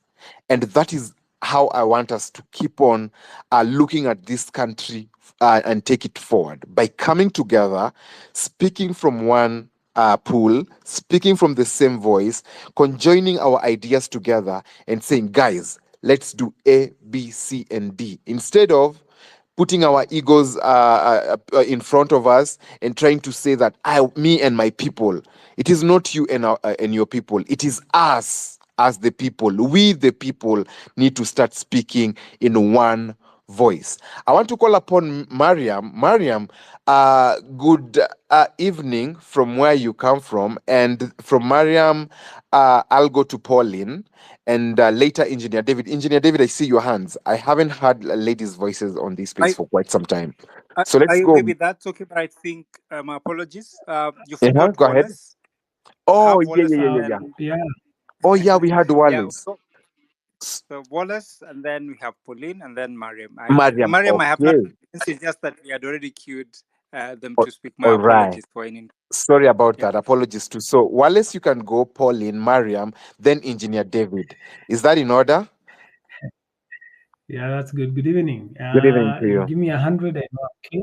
Oh, excellent, excellent. It's good. Thanks for the opportunity. I'm about even to hop out to a Christian space around 10 p.m., which I'll be starting. But first, to congratulate you guys for coming together. We've been asking for this for a long time. I saw even Anthony was here a few minutes ago. I'm sure he mentioned of a forum where we've been asking for that as well. And I like thinking solutions. Thanks for reading my comment. We have already put up a public participation portal on it's called test.mkura.vote. One of our developers, by a good chance I can see, is even on the queue to speak. He will add some more technical stuff for you a bit later. But the idea here is this. The new constitution, today was Katiba Day, was designed to allow Kenyans to participate in their governance. But even at that time when it was launched, good to see you, Anthony. When it was launched, we've still been on what's called the Westminster model of governance, where we have to send a few representatives to a building to represent us. And we saw that they can go there, we tell them not to pass a bill, and they are our reps and they don't pass it. So we want to shift that model to using technology. We want to use a public participation technology that allows us to first meet, let's say, in a space like this as members of a ward, discuss an issue, prioritize them, go to this portal because it's blockchain, vote to prioritize the issues we want addressed by our MCA, that dimension of starting with the kunguni that is on your clothes, direct them what they will, by voting, them seeing the numbers of people in their ward that have voted to pass a particular issue in a particular direction, so that when they go, they're just going to rubber stamp what we, the people, have said. Because they know if they don't, they know the experience of being salimiwad. Even if it's not physical, flooding their phones. We know where they live. They live with us in the ward. So we want that to be now applied. Once people learn to use the portal, we'll start with national issues because we have not broken the software down to ward level yet. You have to begin national issues, which is like now what IBC, who is being passed in IBC, the seed issue. There are so many issues that are there for us to discuss nationally. But we want to break this thing down to ward, constituency, county, national. Kenyans will be able to speak into every pertinent issue based on where you live in Kenya, in your ward, your constituency, which county you live in, and of course, we are all living in the same country. So technology is going to be our solution. Blockchain systems, again, accountability is on the speaker, he can explain later, will allow us to even put that system in our KRA, in our treasury, so that every cent KRA collects, we know, everywhere that cent goes through treasury and is disbursed, we know. Same thing, we track our county government funds. And remember that time, as the people, we've already created a system where we are ordering them what to do in the county government. So we don't even, by the time 2027 rolls around, if we play our act right, we'll already be the people, with the people running the show. Running the show already. Technology will let us do that because we can meet any number in a space. But you know, when we try and say, MCA, we want to meet you in a particular church, how many of our ward people will be able to go there or have the time? We can have maybe people go there, either they stream the thing. Remember, every church after COVID developed their Facebook Live stuff. We do that. Then we agree we are meeting on this portal to vote. And this is what we have decided as a people. This is the majority vote. Ward, when you show up, this is what you will say. So let's shift the game. Let's shift things to technology. We are more than they are. We will outsmart them. They cannot rig blockchain. That is why Bitcoin is so expensive. You can't rig it. So if by 2027, we don't care who is in IBC. If blockchain is the one running our elections, and you can Google and confirm blockchain has run elections in other places in the world, this thing will be unriggable. Unriggable. So that's how we play this game. We shift to a level that they can't hack. They can't do any. And remember, blockchain has no central server. That's why they won't be able to rig it. There'll be no stories of open the servers. If you go test the portal right now, you'll see you are able to vote, see who has voted already right now, change your vote as long as the time window has not been closed. That's what we want for the public participation. That you can meet as a ward in your X space, say what are the issues. People have taken photos, whether it is an X, X has its limitations. We're using Telegram. You can take photos, you can put videos. You say, I've seen there's this pothole. It's not been fixed. Your MCA is in that group also. Mnamsomea hapo na mnamwambia, according to the county budget, we have money for fixing this road. Who have you contracted? Give us a timeline. So let's first practice our public participation. Every Kenyan must be active. Don't complain if you are not voting. If you are not voting, if you are not engaging, if you are not activating this constitution, you shut up. Let other people do it for you. There is no uzalendo without participating. So because I want to go into into that other space, I told it's for a Christian space, but I am so happy to see you guys together. Please, let's keep this going. We've been saying we need a mega space once or twice a week. You guys just come together, pull us together, pass the same message. So I want to yield the mic. I want to appreciate this unity so much. This is what Kenya needs.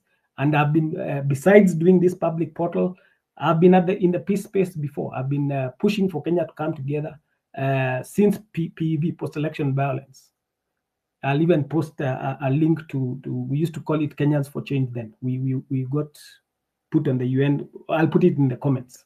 But ideally, please, this portal, go test it, spread it in your groups. One of our developers, I don't know where it's gone, accountability. If you have any questions, I would have asked you would have asked me now, but I just have to go start the other space, Wallace. Christian space. Then Wallace, Yes. before you go, under the guidance of Obeds, just allow me like a minute extra to ask Wallace a question. Wallace, you've really advertised this platform so much. I've heard you in spaces, but I want to ask you a question. You know the political landscape in Kenya. You know the voting patterns in Kenya. You know the people who vote in Kenya. You know the people who are always lured to vote in Kenya. The mamambogas of today, the fundi wa viatus of today, those people in the shags and all that kind of stuff. Do they know anything about a blockchain system? Under a minute, just help me understand how you can incorporate them in this blockchain system. Because trust me, I'll tell you for a fact, me and my readership and how much I've gone to school, I still struggle to understand the blockchain system. What about that? My mother back in Shags, how can we help them understand this? Very good question. Now, number one, we are starting with the tech savvy, because in every system you want to do, you begin where you are with what you have, the easiest to reach market. The goal is testing the system for now on public participation, being ready by 2027 to implement it in an election system. Now, during an election time, even old folks in Ushago didn't know how to use the KIMS kit. There's going to be what's called assisted voting. You can even have, like the way a grandparent would go. They voted last time, and remember we had fingerprints to swipe. Remember, it was quite a chore. There are times you would swipe. If the system doesn't pick you up, then you have to go to the book. That assistance, that level of assistance, is what you do now for this kind of system. So by then, the KIMS kit can become like almost like like an ATM machine, where you go and you push the person you want to vote for, okay, and the blockchain picks it up from that point, because it has to be digitized for it to be secured. So assisted voting will happen then.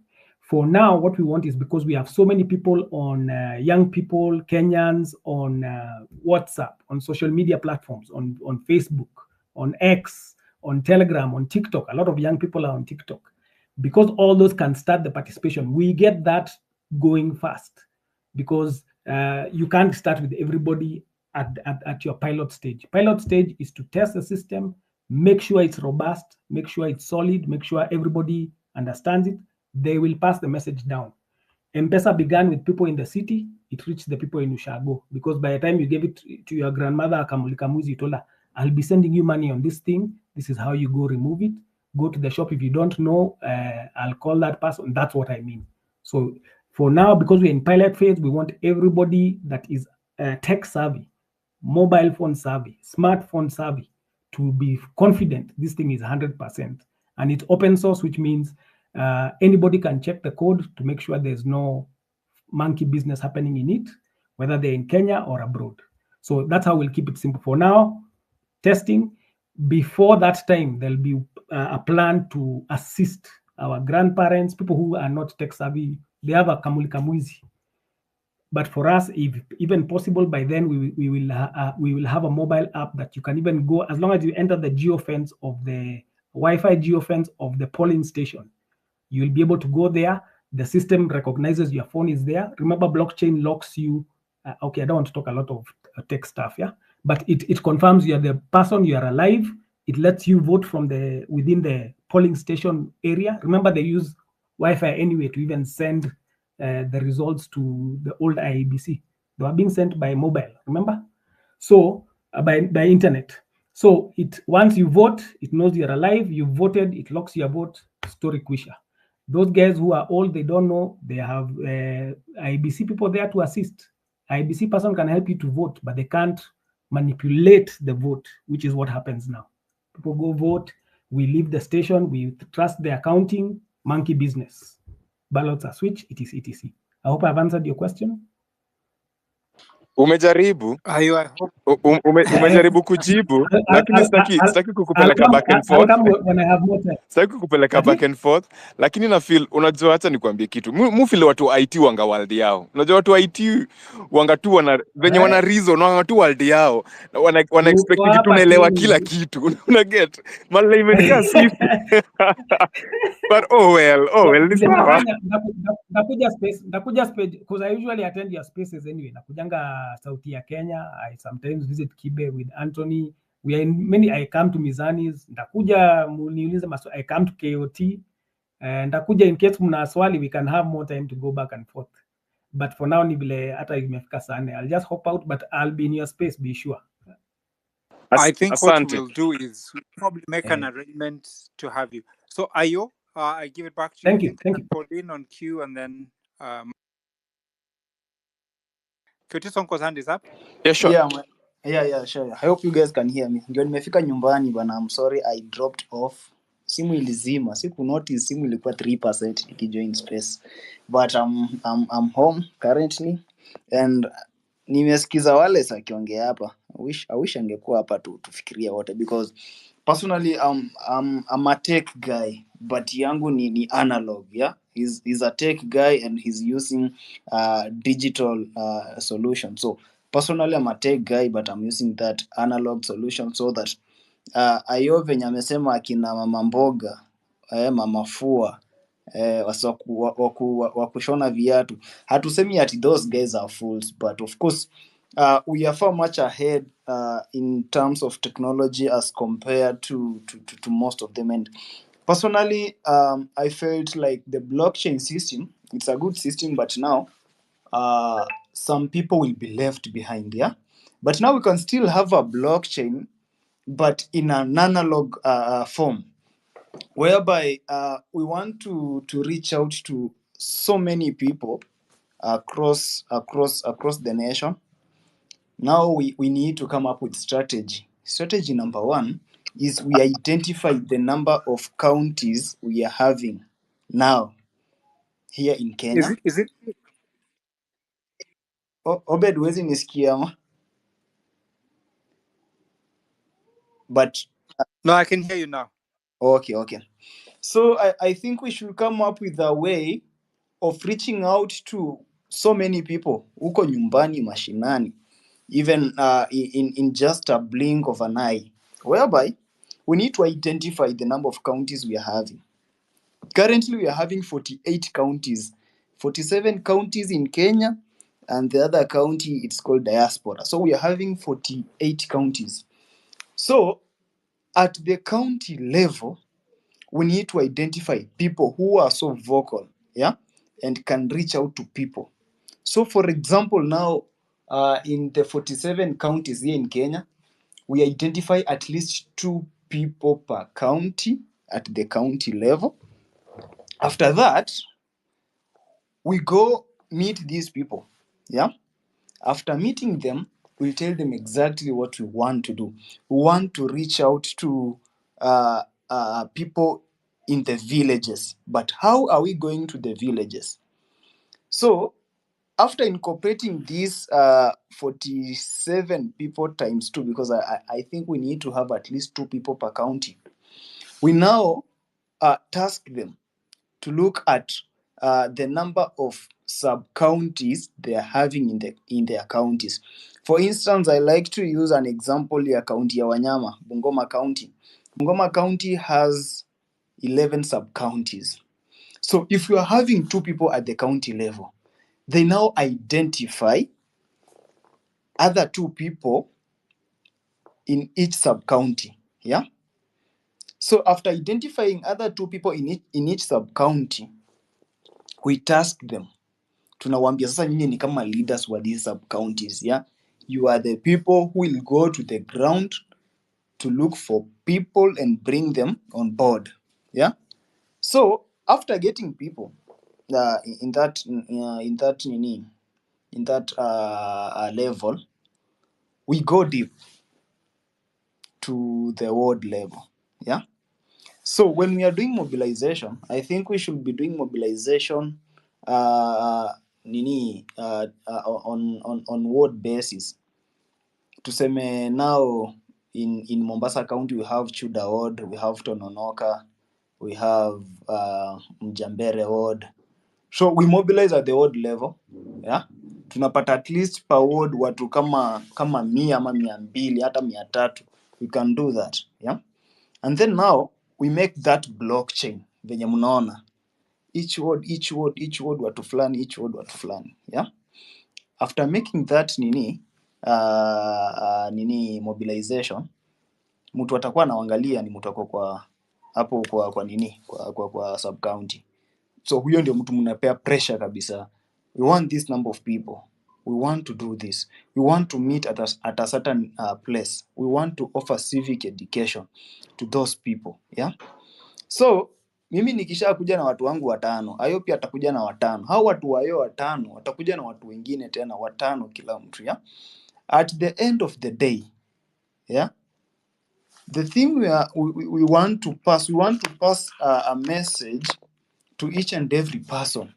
So we have the youth league, we have the women's league, na pia sijui wababa wanaekwanga wapi, but we can also have wale watu wanakunywa busaa kabisa, they have their own league, so that when we want to go meet watu wakukunywa busaa mahali, Eli naona unacheka, we go there with the information yenye inawatouch hao wenyewe, because there is no way utaenda kwa watu wa busaa uanze kuelezea kuambia sijui mambo na Story ya fees, maziwa.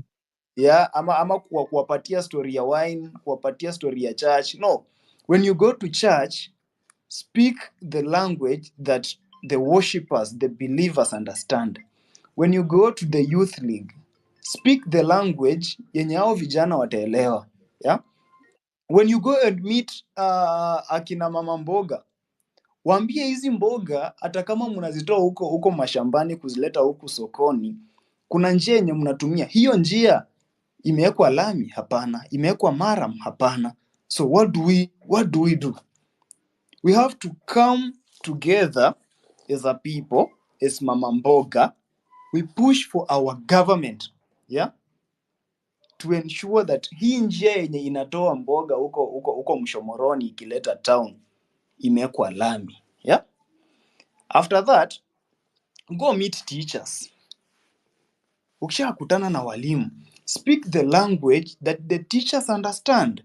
Waulize hii klasi yenu, hata wewe ukifunza hapa, do you feel like this environment is a conducive environment to offer education to these young men and young women? Atakwambia hapana. Now what do we do? Let us push the Ministry for Education to ensure that we are having good classrooms. We are having good desks in our classes. We are having good blackboards and the whiteboards. We are having good lockers. That language teachers will understand, and they will insert pressure hapo kabisa, rather than kuenda kuambia walimu sijui mambo na nini, something that it doesn't concern them. It doesn't concern the environment that wanaishi. So we need to identify people na classes zao. Angalia, ayo is a journalist. We call journalists pamoja, yeah, tunauliza, you guys, whenever you are coming to the streets, pia nyinyi mnakuwa you are suffering because a police officer whenever they are firing those canisters, hawatajua inaenda kuhit a protester or a journalist. So what do we do? Yeah, the solution we are offering, it's a solution that will protect the journalists. So guys, I think it's high time now we put our differences aside. We come up as a united people, as a united nation, as the youth. Najua most of us here sisi ni youth. Most of us 100% sure that 90% of people who are on this space are the youth. Wenye wako in that age bracket from 36 to 100 ni wachache sana.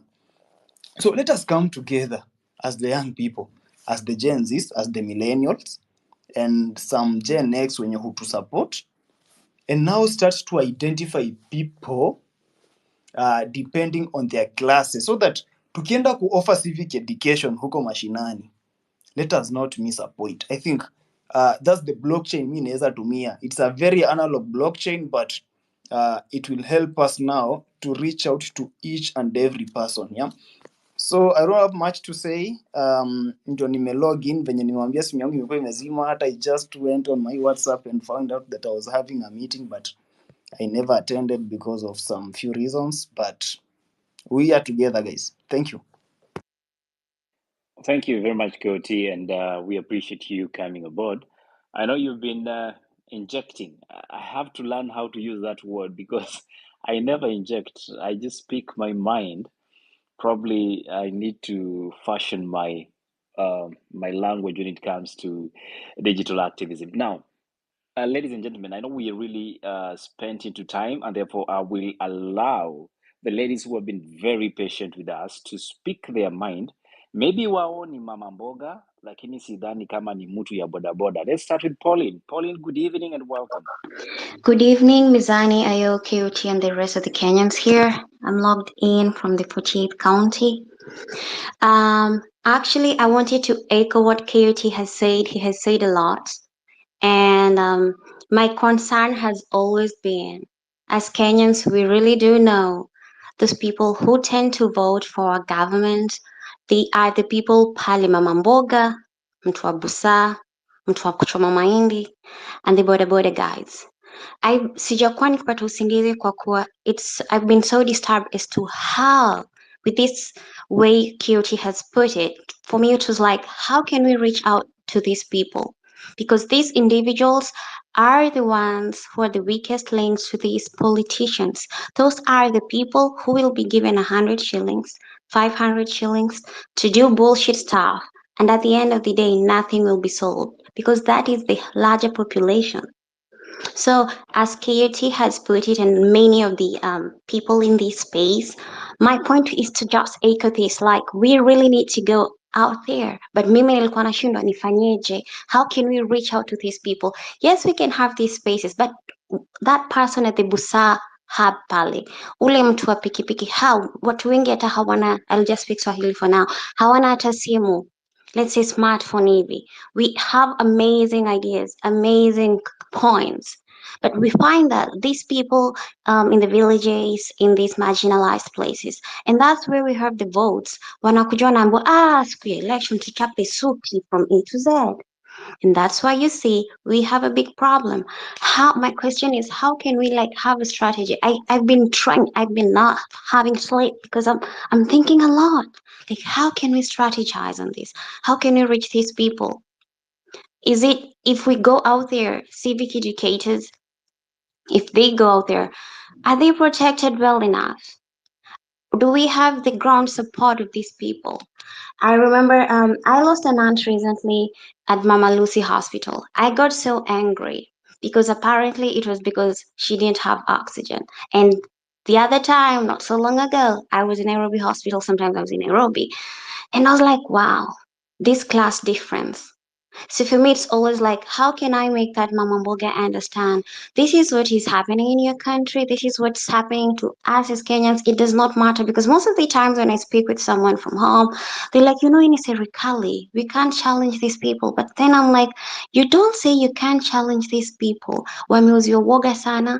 Let's say there's an AP. I grew up in Nairobi. I had a chief around me. I had some APs quarters there. They really lived shitty lives. And then when you try to like go into them, they're like, oh, we can't challenge the government. But how can we inject these people to understand it's our taxpayers' money that has these people in power?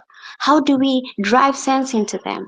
We can use examples. We just show them examples, like real examples. It's what is really happening and what is like what's affecting them. That road, like Yoti said, that road, let's say that hospital, that school without desks, let's say that bus stop, you don't have a bus to take you to, I don't know, wherever you want to go. How do we let these people know that these are real situations? And it's not that we are against the government, we're not against the politicians, but what we are against is bad leadership. Why do we have so many people continuously being elected, continuously being appointed in these amazing huge posts, who are supposed to be like governing us, but they continue to embezzle. And people continue to say, oh, ni serikali. It does not make sense. Let's take an example like pipeline. Not so long ago, I was in pipeline. Nikajuliza, these people will say, oh, I'm in Nairobi. This is not my county. I don't care. Sewage is literally running on their doorstep. And what they can say is, tumezoea huku haya maisha tumeyazoea. I'm like, you can't be saying haya maisha tumeyazoea ilhali there is an MCA living just next to you, Tena Estate, having you so close to him. It's an advantage that people don't know how to say it. So to me, it's like, how do we get to have these people understand that it's not the Sirikali, rather than it's them, and these are the people who have the votes. That's why we have the votes. We could be talking on a daily basis, saying on these spaces, let's do this, but how many are we in here? It's out there that we need to sensitize and tell these people that, you know what, this is what is happening and this is how we're going to shape this out. They see people like in the buses, the civic educators in the public matatus, people just laugh it up, it's like nothing. But these are real situations, these are people risking their lives, going out there speaking out, but no one is daring to like say, okay, tumekusikia. But then the other time you see people cheering at Kalonzo, oh yes, we're gonna be safe. These people have been in government, but what have they done for us? So how do we sensitize our people? I'm speaking this from a point of concern, from a point of distress, and from a point of anger, because I'm like having all these confusions in my head. I'm like, how am I supposed to stand for my Kenyan people, this Mama Mboga, because they are suffering. Literally, I lost my aunt, and she was like, "Ah, you always say a lot of things. You don't care for your life." I'm like, "No, but she died. Why?" She was denied oxygen at Mama Lucy Hospital not so long ago. So I'm like, how do we make these people understand? And that's the mind boggling issue right now for me.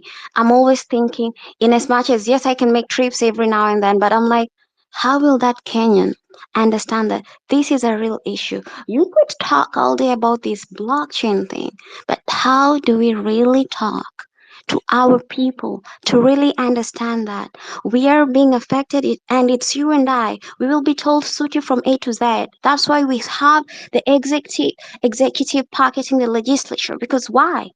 That's what they say, that's what they do. You can't fight against your own person, and they will protect themselves to sleep. So I feel my time is up, but that's all I had to say, guys. And thank you so much for this opportunity to air my sentiments. And yeah, thanks again, and have a good evening, guys. Thank you very much, Pauline. Many questions there on how do you free a slave who does not understand the one. Mariam, I see we have lost you from the call. Quite unfortunate, but I'll give opportunity to Esther Muthui to make her statements. Esther, good evening.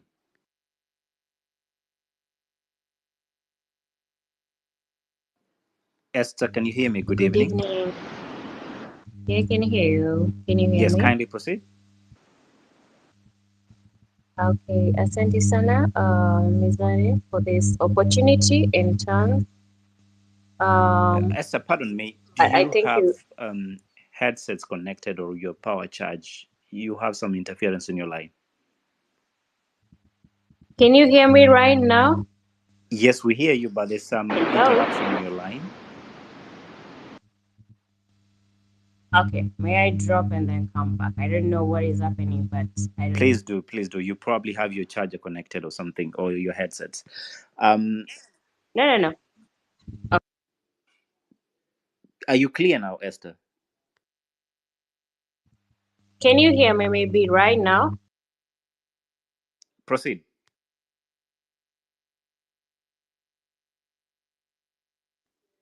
Esther, kindly I think proceed. I think Esther amedrop. Wacha tungoje arudi tuende kwa mtu mwingine tukingoja arudi. Sawa sawa. I think Ayo, we want to save on time and see if we can close this at the mid. I mean, at 11 p.m. I'm hoping we can be able to do that. We know you've had a long day, and you'll be planning other spaces tomorrow morning. So we'll do our best to manage the time. And therefore, I want to take the opportunity to welcome all of you who are coming in for the first time. We're looking at the state of the nation and simply asking who is shaping the conversation. So, the conversation shapers is our topic as we reflect on this country 14 years later with a constitution that we believe was supposed to change how Kenyans are governed, but also enjoy both the social, economic, and political advantages that comes with that constitution. I have with us online Ayo, the 6th. I don't know why he calls himself that. One of these days, I'll find a bond to chill with him and discuss that. KOT Sonko has been very, very vocal on the ills that this country is facing, especially after lecturing the president. Actually, KOT, I need to get the guts that you have. But the thing you talked about, Busa, and Pauline here was concerned. You and I can be given that opportunity. We come from a region that has no problem consuming busa. So probably we will discuss that when time allows. Anthony Muridi, thank you for being here, among other speakers. So let's move the queue and go to Engineer David. Good evening. You have 3 minutes. Good evening to you, Mizani. Thank you for this opportunity. At Mizani, I would like to contribute to this topic of today, just on my based on two subtopics. No, on approaching to this state of the nation conversation, I would like to divide it into two under two initiatives. We have the Punguza Mizigo initiative, and the other one we have is a Sauti ya Mwananchi initiative. Under Punguza Mizigo initiative, I just like to say the following: that there's no need of public of the members of the public, as we are concerned. There's no need for the government to hold so many offices for nothing they are doing for. I believe nothing that those offices are doing for the citizens. For examples, there are so many people who are working in the government, but their services could not be seen at all. We don't see any fruit from them. You can say, I've been here, I've been into this space for 1 year, for 1 hour. You're just hearing from different speakers speaking and comments coming from the comment section. And I could say the following, just on my opinion, that we need to, as the government, as the people of this country, we need to pressure this government to reduce the number of people working on the public sector. And then under Sauti ya Mwananchi initiative, I would like to encourage us, guys. It's not only speaking here and not taking an action. It is necessary for the common Mwananchi to take an action, and take an action is you take anything that you have, or you take an action. Or taking an action is you can approach any office if you know very well that office is not offering the services you are that it is rendered to. You are supposed to go to that office. You are supposed to go there in queues or in any other way, so that you can protest. You just find a way of speaking to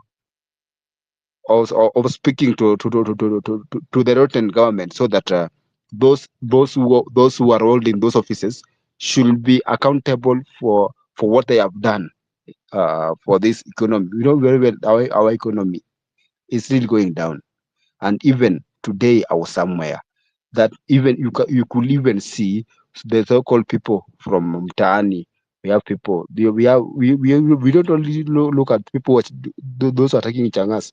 We also have those people who are not. We say wale ambayo kichwa ni mbaya in Kiswahili form, wale ambayo Let me akili help si you. timamu. Let me help you. Yes, There is nothing like kichwa ni mbaya. I think you're talking persons living with a disability and have mental yes, challenges. It's actually a sickness.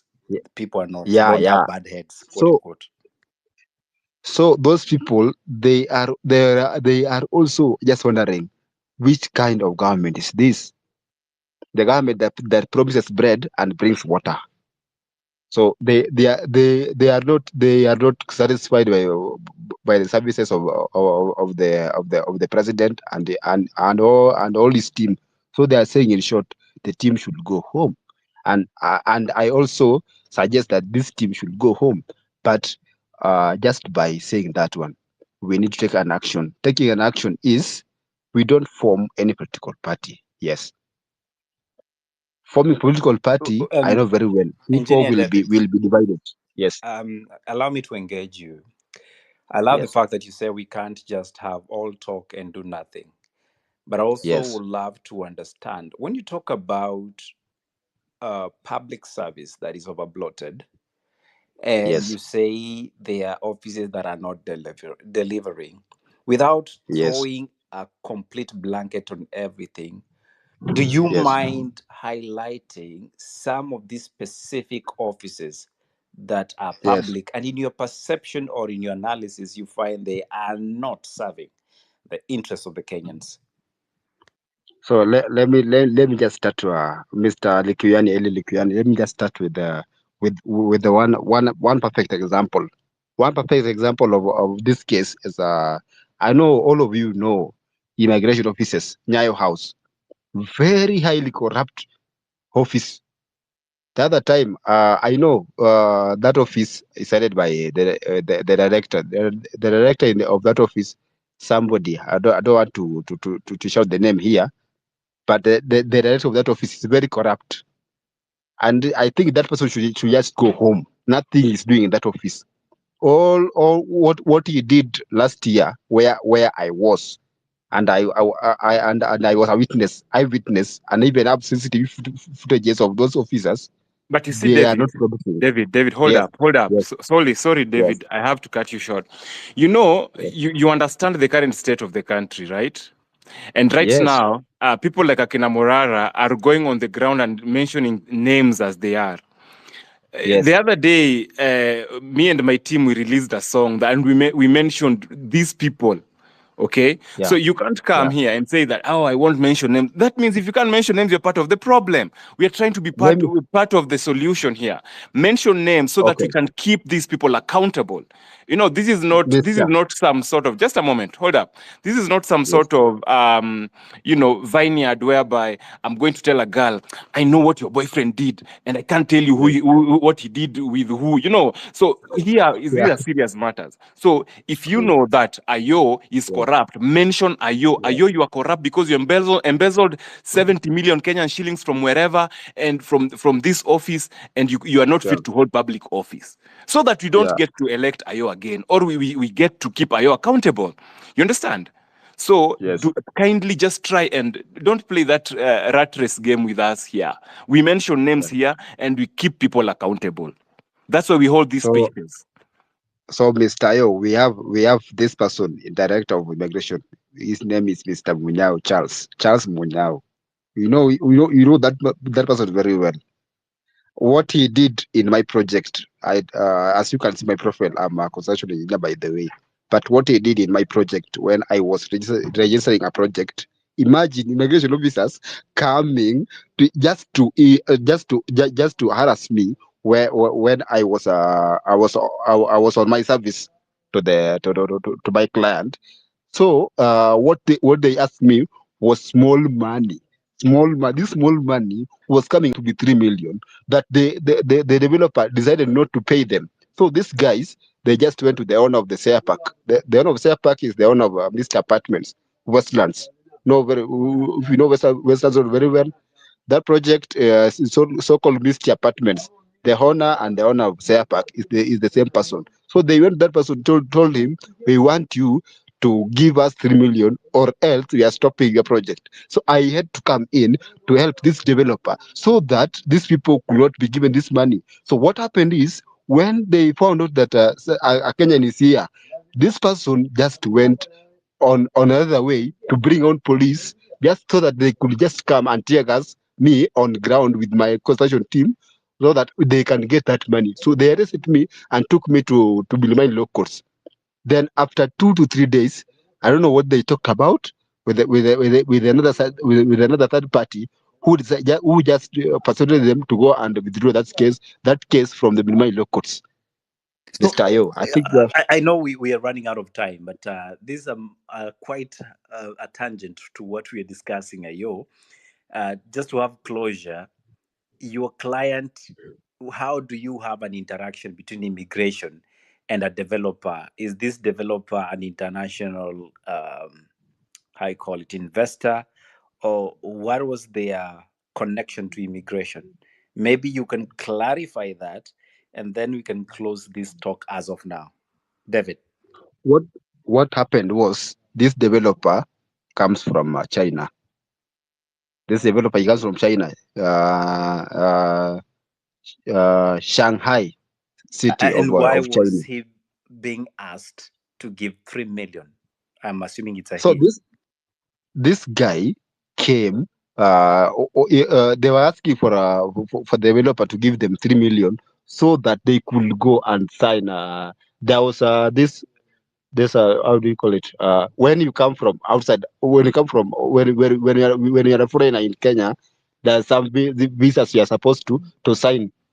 So this guy, what they did was there's somebody who was coming out from who was coming in from China at JKA to JKA from China. So when they realized this person was coming from China to come and visit this site, so that he could append his signature for the construction process to begin, they decided to go and block that person from entering Kenya so that they could be given money. In And this short, person had the documentation that would allow him to come, A, through our ports. I'm assuming the visa. Two, was it a working visa? Did he have working permit and all this? I mean, I don't want to digress. All I'm simply yes, saying is thank you for those issues you're raising, but I love to yes, handle this at a later stage. Ayo, with your permission, I don't want to go through that side because you know how I will be Yes. injecting. yes, Yeah, yeah. thank you so much. And thank you so much, Engineer David, for your sentiments. And sorry we had to cut you short because we are running out of time also. And it's we are almost 30 minutes to the close of this space. And I want to give each and every speaker equal time. And please stick to the topic, do not digress, don't go out of the topic. Let's stick to, state of the nation issues here. And under 3 minutes, you're out. We move on. If you want to rebuttal your comment, we will. If nobody's interested, we'll move on. Kindly, let's stick to the time. That is the first step. I think I'll go to Dennis, then the real Joe, then Richard for now, then Anthony later. Dennis, please, if you're there, talk to us. Hello and good evening. Good evening to you. Talk to us, please. How are you? Thank you very much. Thank you for hosting this space on the State of the Nation Conversation Shapers. My name is Dennis from Nakuru County. I came in a little late, but I had people talking about basically discussing how to go about educating the masses. And I'd like to just speak about my experience and what I've been doing. So me and my friends came together decided to start a Twitter space for Nakuru County. We hold it every Friday at 8 p.m. and we discuss matters of Nakuru County. What we do is during the week we participate mostly through, because they say politics is local. So what we've been doing is that we have ensured that we are at least quite a number of the most influential WhatsApp political groups in Nakuru County.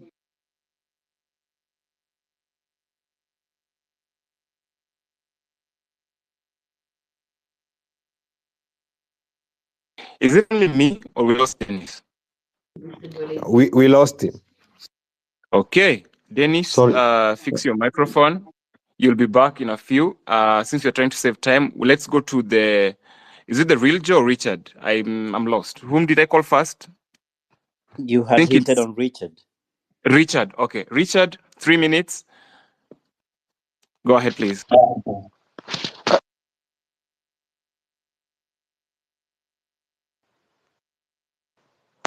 We had the real Joe Ayo, but it's fine. I'm happy to go ahead.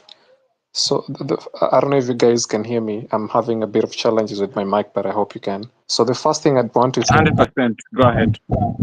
yes. So the first thing I'd actually want to say is on the state of the nation. I think looking back to where we've come from, especially with the protest we had, demonstrations, whatever you'd like to call them, was actually like this sentiment before, one thing we have to accept is this movement ran its course for whatever it could actually be able to do. And going forward, we'd have to sort of rethink on how we'd want to come back, because politicians have just decided to be politicians as they've always been in this country, whereby they'd always advocate for their own agenda. Somebody has called them political cousins. You know who that is. So at the end of the day, the political class has shown us that they would always band together when they have their own interest at stake. When the movement was happening, we were playing our own game with our own rules. We had the chessboard and we had the strategy. When they understood how we were playing, they actually tried every other single way to infiltrate this movement. And I made this argument on some space and somebody dismissed me. I actually said where they beat us is how they shaped the narratives, whereby they brought in CSs, we debated the CSs who are there, oh, we don't like this person. And over time, we actually lost focus and sight. I just want to move on fast forward and say this. The problems this country has are so many. Like Kenya is just messed up on so many fronts. But when you had the finance bill 2024 and you're saying reject finance bill, that was just one issue at a time. I don't think the issue is even that civic education as much. When finance bill was happening and guys were rallied around an idea, things actually happened. The only thing I'll challenge us here and ask us is, what is the issue? Let's bring out the issue. The problem is not organizing. The problem is not bringing people on board. LSK were at the forefront helping to release guys who are wrongly abducted or put into police cells because there was an issue at hand. The problem is not even crowdsourcing or having people to come and support. The thing here is, what is the issue? The moment you understand that at a strategic level and push for an issue and push it, you'd have the media come on board. When the Gen Z movement was happening, they had nothing to report. So no one else will come and push and propagate an issue to us. I know there's a bit of issues specifically with guys online on who's leading what and that. Perhaps I think we've learned our own lessons we passed that.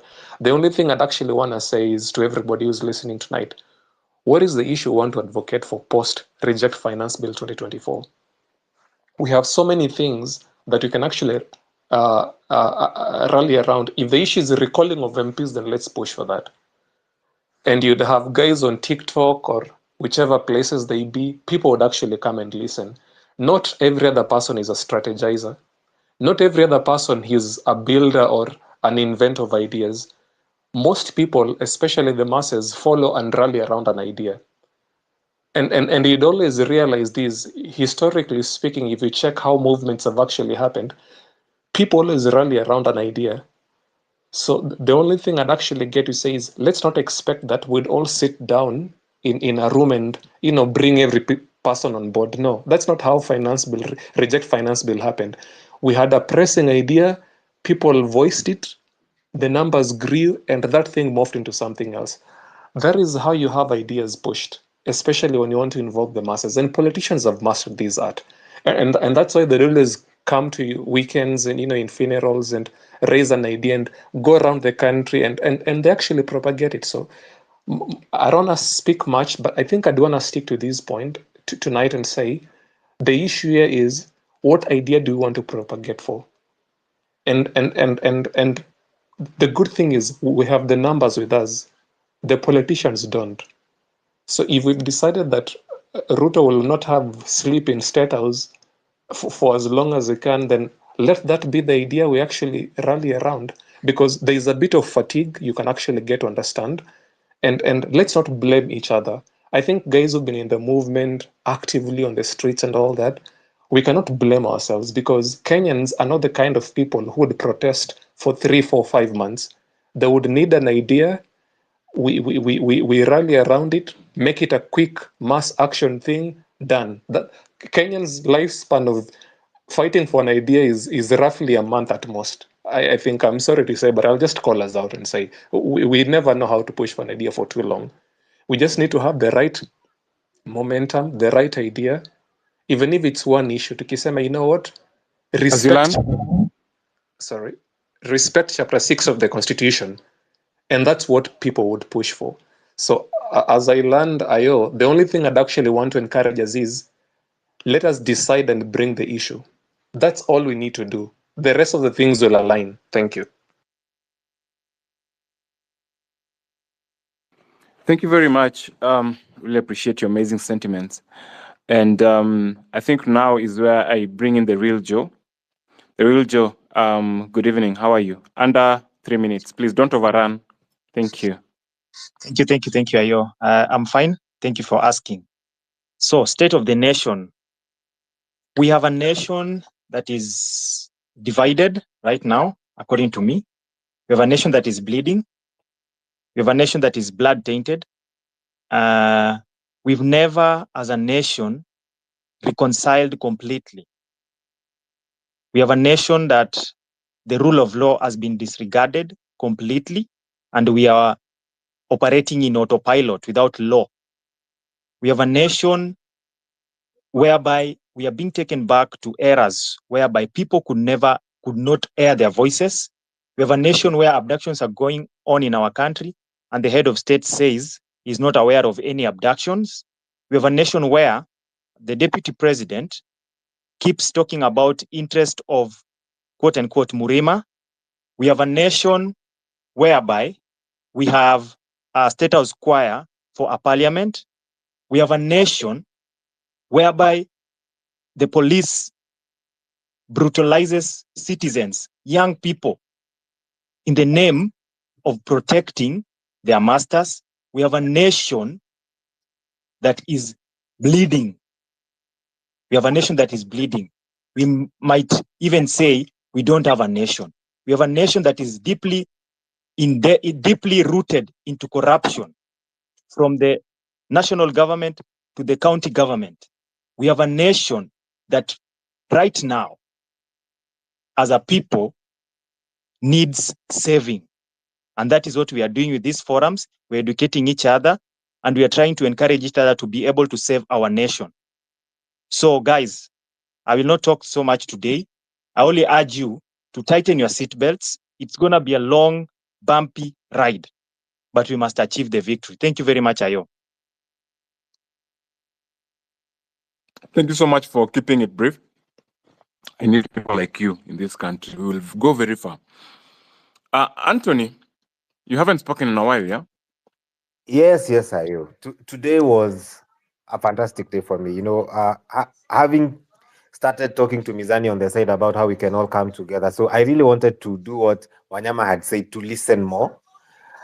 And from what I've heard is that technology will play a major role in this, Ayo. Another thing I've realized is that actually when we come together, we have a very robust and productive talk. It's like when the chefs come together to do one good meal. To land, I will say this. I've heard people saying, how do we get to the ground? And Wanyama had said, you are either an activist or a politician.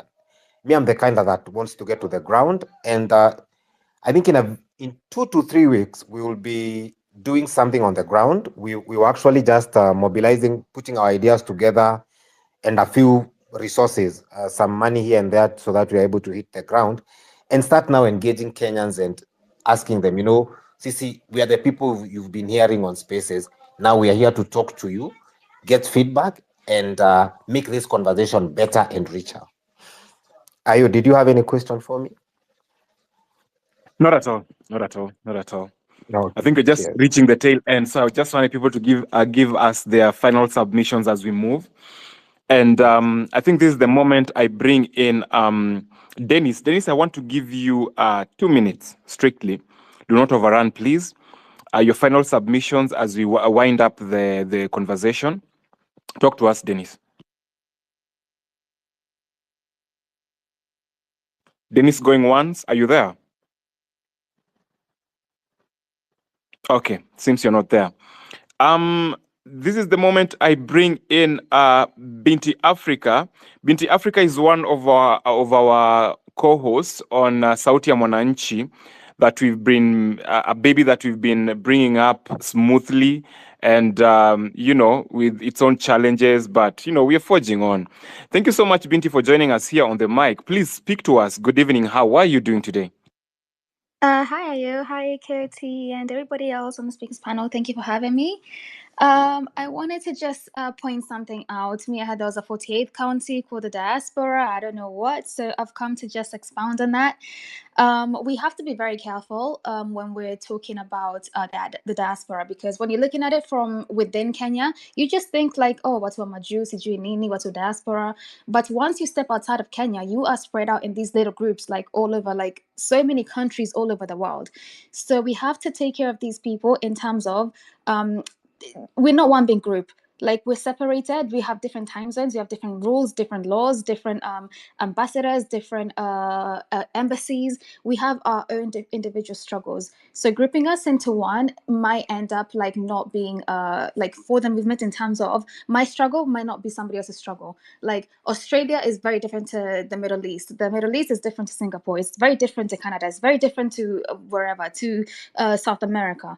So the way that we're varied, we also have to make sure that we cater. Like, I had Curtis saying like 2 people per county, the 47, not the 48.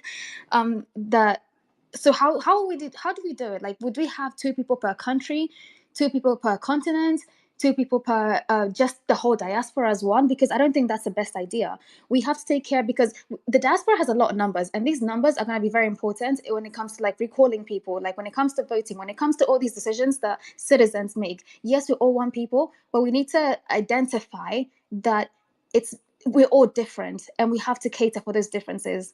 And yeah, I don't know, that's my point. And my question is, how do we do that? And thank you for having me. Thank you so much. Una inject huku nje. Anyway, I can see a Kenyan lady, you just joined on the mic. Speak to us. It's unfortunate that you're coming at the tail end of the conversation. We've spoken about a lot of stuff. So let's have your sentiments as we even close. Talk to us. Hi, everybody. Just give me 100%, and I will continue. Thank you. So, asanteni sana, asanteni. I really, really, I'm happy to hear that we are back into having these conversations. I really, really, truly appreciate this. And I can see people never left. We actually never left. And the other thing is, KOT unanijua, huwa nasikiza when I have something to say. Then I'll come in and I will talk. So I do know that you've been holding spaces, which will be like 10 a.m. my time, which is 8 p.m. at home. Am I right? KOT? Yes, Mnanisikia? you're right. So the spaces are 8 p.m., correct? Good. Okay. So yes, sijakosa sana na nikichelewa, bado I still show up. So there are 2 things I want to speak about. And Binti Africa brought something up about the segregation in the diaspora, and that's something that I would like also for it to be known in Kenya. We are very, very segregated. Okay, but Binti Africa, that does not mean that we cannot come together, because we cannot form solutions that applaud the segregation. You understand? We can be sound, and we can make good solutions, and we can actually come up with ways in which our watu wawili wenye KOT anasema can actually bring diaspora together. Because for the first time, what will be bringing us together is not what separates us. It will not be the boundaries. It will not be you're in Europe, you are in the US, you are in whatever. No. But Kenya, which is our common factor, is what's going to be bringing us together. So I think the 2 people idea is a perfect one, because we have to start somewhere. Kenyan lady will. And sorry. Nimepotea? Did I speak over somebody? Is it okay? Can I go on? Guys, can you hear me? Yes, I can hear you. Kenyan I lady, you can speaking or am I proceed. not? Okay, Kenyan lady's back. Now I can hear her. Go ahead, please. Where did I lose everyone? Can So somebody else speak? just proceed. Just proceed. No, you just speak. It's your turn. Just speak. We'll hear you. Okay, yeah. So what I'm saying is the opposite is what is supposed to work for us, especially in the diaspora. Sababu we are coming together because of the common ground being Kenya. So the divisions from Ati, you are in Germany, you are in the US, you are in the other place. No. Let's start with those two people, and from there we can have the divergency if it will be needed. Because then again, there's a lot of privacy that's needed in these conversations. There's a lot of it's delicate where we are right now. You know what I'm saying? Yeah. So that was just a by the way, just to add on to piggyback on what Binti Africa said. Now I would like to talk about the there are great ideas here about the blockchain, and I love listening to that. But my problem is how soon can that be implemented? And I completely love it.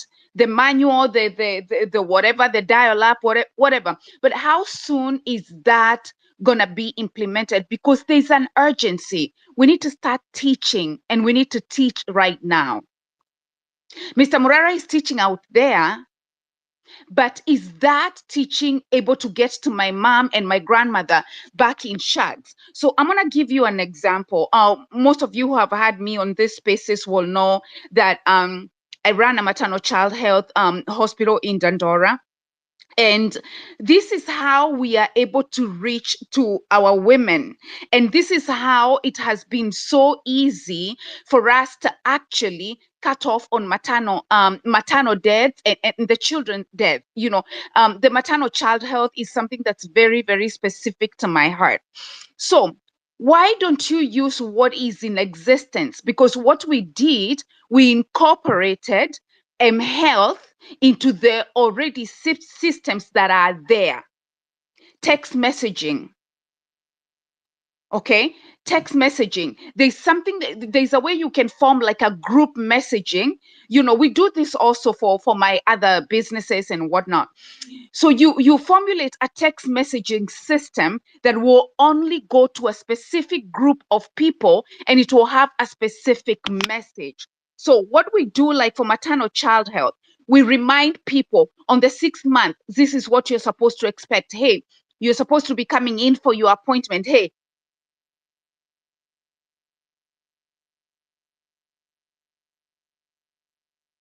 We lost you again. Sorry. I know you're speaking so much back there, but we lost you again. When you come back, is everybody when you losing me? Though? when you come back, start from when you said hey. That is where we lost you. Okay. So why is everybody laughing? So y'all can hear me, right? Actually, there's something interesting that you are mentioning, Kenyan lady, and that is on the blockchain conversation. I believe at one point, KOT, there's a gentleman that was here earlier on. I'm sorry for forgetting his name. No, We I had had them. agreed that we will, Mhm. convene a different sitting to bring this thing and discuss it in detail. Otherwise, I'm afraid we are running out of time. So maybe you can touch on it quickly without going to the functionality, so that we can convene a different sitting to have a in and out of that talk. I don't know if that works for KOT, because he's the analog. He called himself the analog blockchain man. Yeah, so there's that analog. Can you guys hear me? Because I feel like we are not even in the same We can conversation. hear you. We can hear you. We can hear Because you. what I was Yeah. We are trying to listening suggest, with our what I was mouth trying to closed. suggest is something different, something, because blockchain, you have to form the system from the get-go. You have to start that platform yourself. You understand? So what I was giving were the ideas which have worked for me using the systems that are in place already. Am I making sense? Yes. And that's how we came up with the M-Health.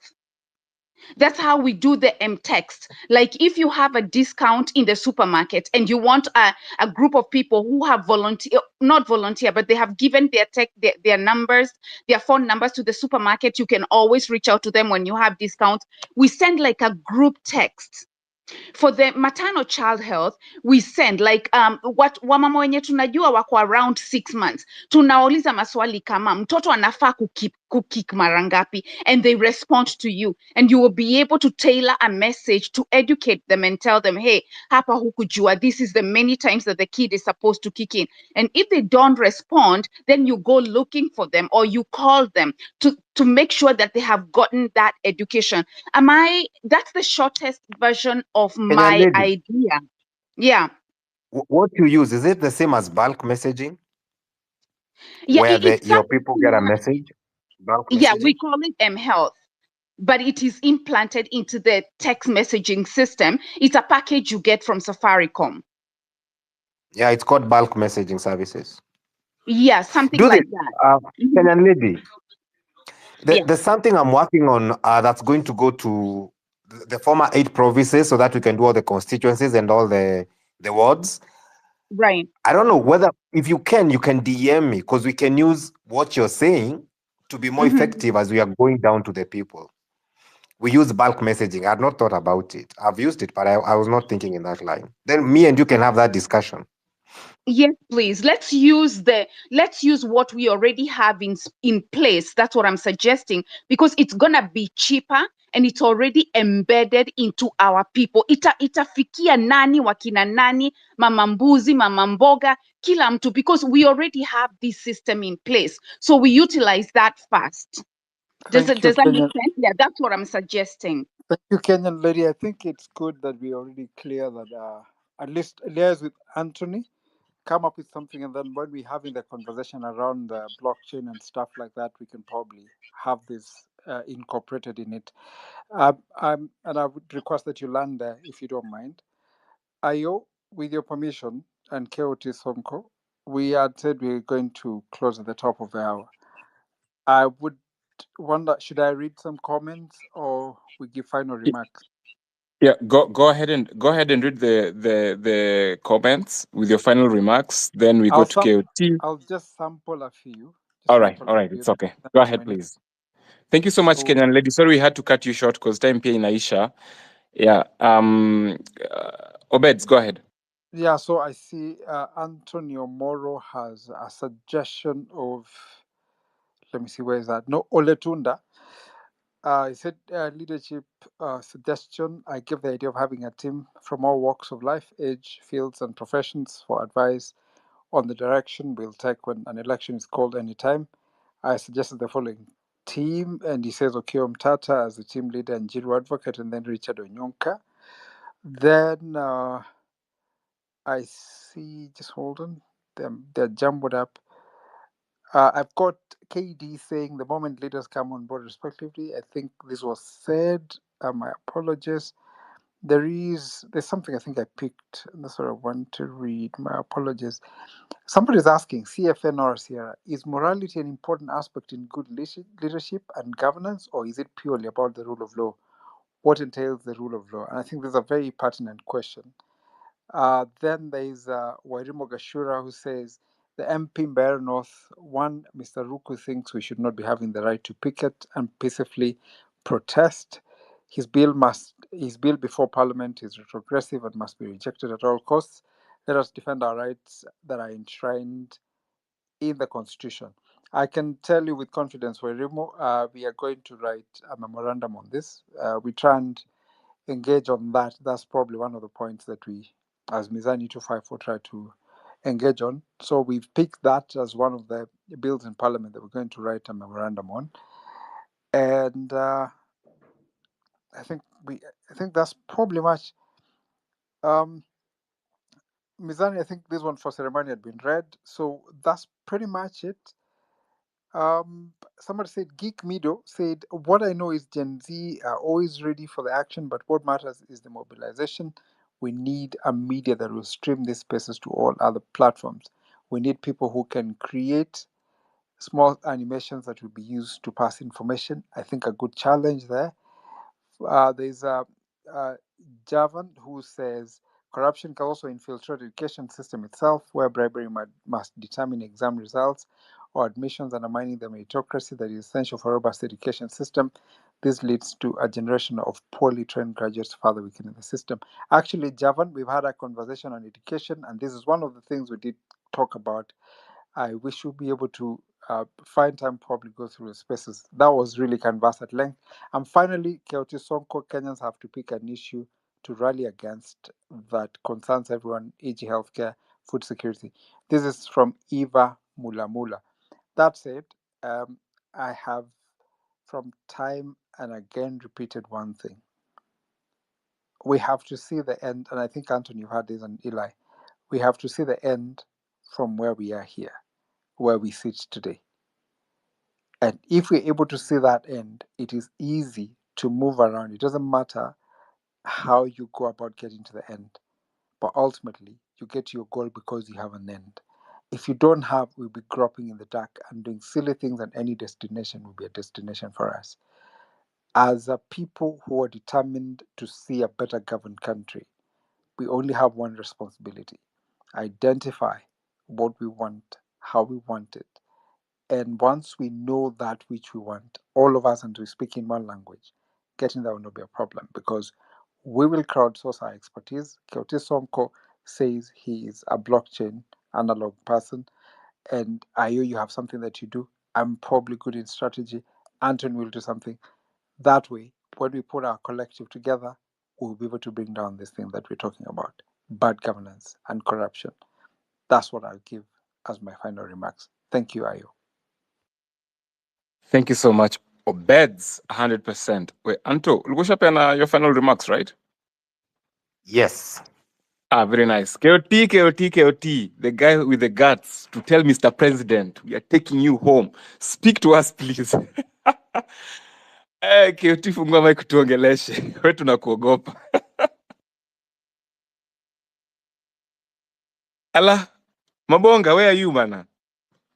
Amedoze.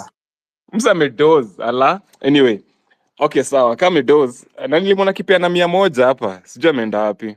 Probably ako kwa kelele or something. Ama anapika. Ama anapikia He bibi. got No, home late.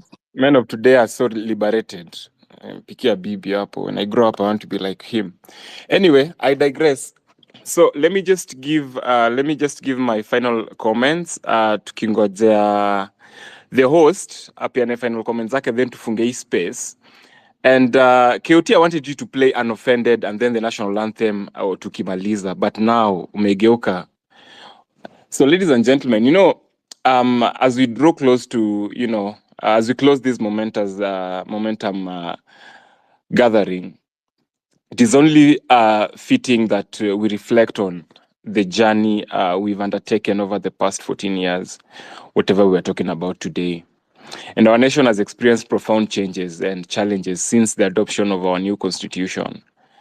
And this living document that we really take for granted was intended to be a beacon of justice, equity, and progress. And so to say, a promise of a brighter future for all Kenyans. And 14 years ago, I don't know how old I was, we embarked on a path to reshape our governance and to reinforce the principles of democracy, and rather to ensure that every citizen's voice would be heard and valued. And thus, the new constitution was our collective aspiration, to be honest, and a roadmap to a fairer society. So, we needed a society where power would be balanced and the rights of the human rights protected. So recent years, we've cast a shadow over noble goals, and demonstrations of 2024 anti-finance bill sparked, anger in us, and they exposed the serious fractures in our constitutional framework. And as I conclude, we've seen politicians driven by agendas and pressures that seem to undermine the very essence of our founding principles, which have engaged really in actions that have alarmingly distorted the Constitution's intent. So these recent past, the recent events rather, these recent past events have been deeply troubling. We've lost lives, we've lost our loved ones, we've lost property. We've seen seen how our government can be so mean to us, and it is crucial now more than ever to reaffirm our commitment to the principles that guided us in 2010. As I conclude, I want you guys as individuals to think about, like we keep on saying on these spaces, it is one thing to come on these spaces and rant and rant and rant. However, ask yourself, as an individual, as Ayo the Sixth, what am I doing to ensure that I play a part in making Kenya a better place? What am I doing to ensure that I challenge my peers to be the leaders of tomorrow? It is one thing to say Ruto must go or whoever must go, but who's coming in next? Are you ready to pick up those positions? Are we sharpened enough to pick up those positions and drive Kenya towards the right direction? In closing, let us remember that the strength of a nation lies in the ability to adapt, learn, and correct course when necessary. The challenges we face are not only insurmountable, but require unwavering dedication and active participation from each and every individual that's on this space, that's not on this space, that's on this platform, that's not on this platform, even your parents back at home. Help them understand the Constitution. Help them understand their rights. Help them have ideas and have that vote. Because at the end of the day, it is your vote that counts. As in finality, I want you guys to understand that we host every Monday to Friday, every morning, Monday to Friday. Join Wanyama Wafula, Kowino Junior, and Binti Africa as they host Sauti ya Mwananchi. And their dynamic discussions and insightful analysis provide a vital forum for understanding the day's pressing issues and how they impact us all. In the evenings, you can always join me. Join Sauti ya Mwananchi, hosted by KOT Sonko, who's just slept on us, and co-hosted by Wanyama Wafula and me. And this evening segment actually offers a different perspective, diving deeper into the matters that affect our lives and our nation, ensuring that dialogue remains vibrant and relevant. So these spaces are more than just platforms for discussion. They are crucial in keeping us engaged and informed as we navigate the challenges and opportunities that lie ahead of us. I encourage all of you to tune in, participate, and make your voices heard. Whenever we host these spaces, either by Mabonga or by Wanyama or by Mizani, come in, chime in, let your sauti be heard. Let us stay connected, let's stay informed, and continue to be active participant in democracy. We released a video with Nonini, offended 2. I hope Mizani, you'll find it to play it as we close and the national anthem. Go on Nonini's YouTube channel. Please subscribe. Please share that video. I'm a filmmaker. I make films and I make videos for a living. So let's keep on supporting each other. Keep on supporting me. Thank you so much for the support. Thank you so much. On Twitter alone, I've seen almost 20,000 and 50,000 plus views on that video alone. So thank you so much for resharing. And let's keep on supporting each other and uplifting each other to make Kenya a better place. Thank you for listening. Now my co-host is up. Talk to us, KOT. So thank you so much, Ayo, for sharing with the group or the space members who are here. So we have been hosting Sauti ya Mwananchi, and in Sauti ya Mwananchi we have we have been identifying problems and provide solutions. So whenever when I spoke on this space, I had identified a problem, and now I want to come up with a solution before we end up this space. So how are we going to reach out to people? So I've already begun to lay down the strategies on how we are going to reach out to people. And so at the moment, I want to get at least every person per county. So I said we have now the blockchain, but in analog format. So if you feel like you are good and you are vocal at your county level and you know so much about your county, you know how many wards you are having in your county, kindly reach out to me. I've offered myself to do that exercise.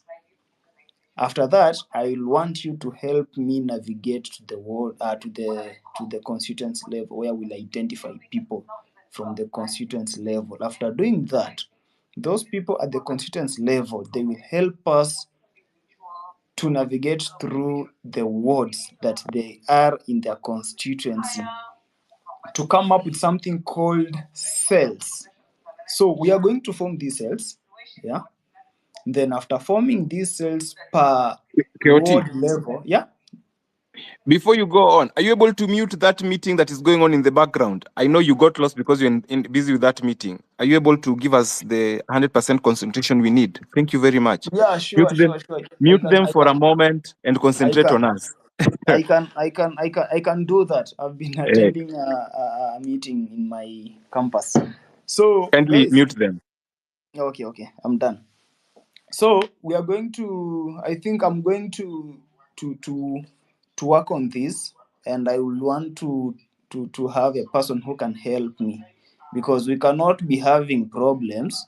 We know the problems, but we don't know the solutions. Yeah. So the solution is, how many sub counties do we have in Kenya? How many wards do we have in Kenya? So we want to form something called cells. At least per ward, we have at least 50 people, yeah, who will form up a cell. Sasa tuache kukuwa na sauti ya mwananchi Nairobi peke yake. In Mombasa we have something wards called Chuda, Tononoka, Kisauni, Mjambere. So let us have that small Kamkunji per ward. People at least meet maybe on Monday on Monday or on Friday, at least once or twice per week. Yeah. So they'll be congregating at their sub county. Then maybe in a month or after 2 weeks, they can congregate at the sub county level. Yeah. So tukishajua watu wanakutana mahali fulani, we have already formed the cells. Yeah, and we'll now form these cells depending on the age group. Yeah, kama ni youth wakuwe na cell yao ya youth, kama ni watu wamepita 35 years wakuwe na age cell yao ya that age bracket. So after doing that, now we identify people who can offer civic education in those cells. I think that's what I'm going to do. Na hii kazi naenda kuianza Monday next week, because now I want to ensure that I'm having a list of all those wards, all the counties and all the sub counties. So if there is any person who can offer help, kindly kuja. We don't need even money to do this. We only need our heads together to know how many counties do we have, how many sub counties, how many wards, and whom do you know in a particular ward, whom do you know in a particular county, whom do you know in a particular sub county. I think we can do that. So I want your support towards that. And if I have people who can reason like me, just slip in my DM or on my WhatsApp, then we see how we can do this. Otherwise, thank you so much. I don't have much to say.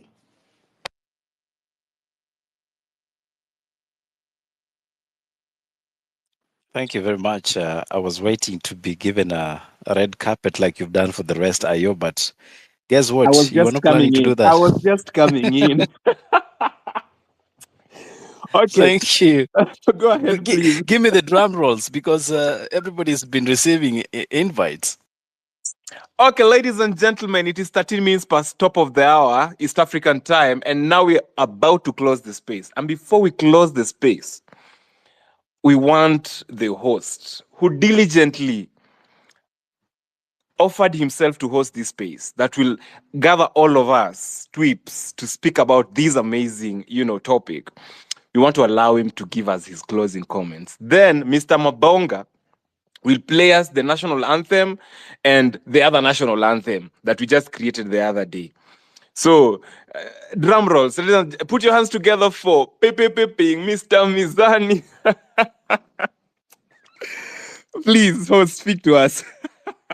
I just got a pay raise by 10%. But anyway, seriously speaking, thank you everybody for making time to be here. I know you've listened from the very eloquent speakers who are knowledgeable with whatever comments and opinions they have shared.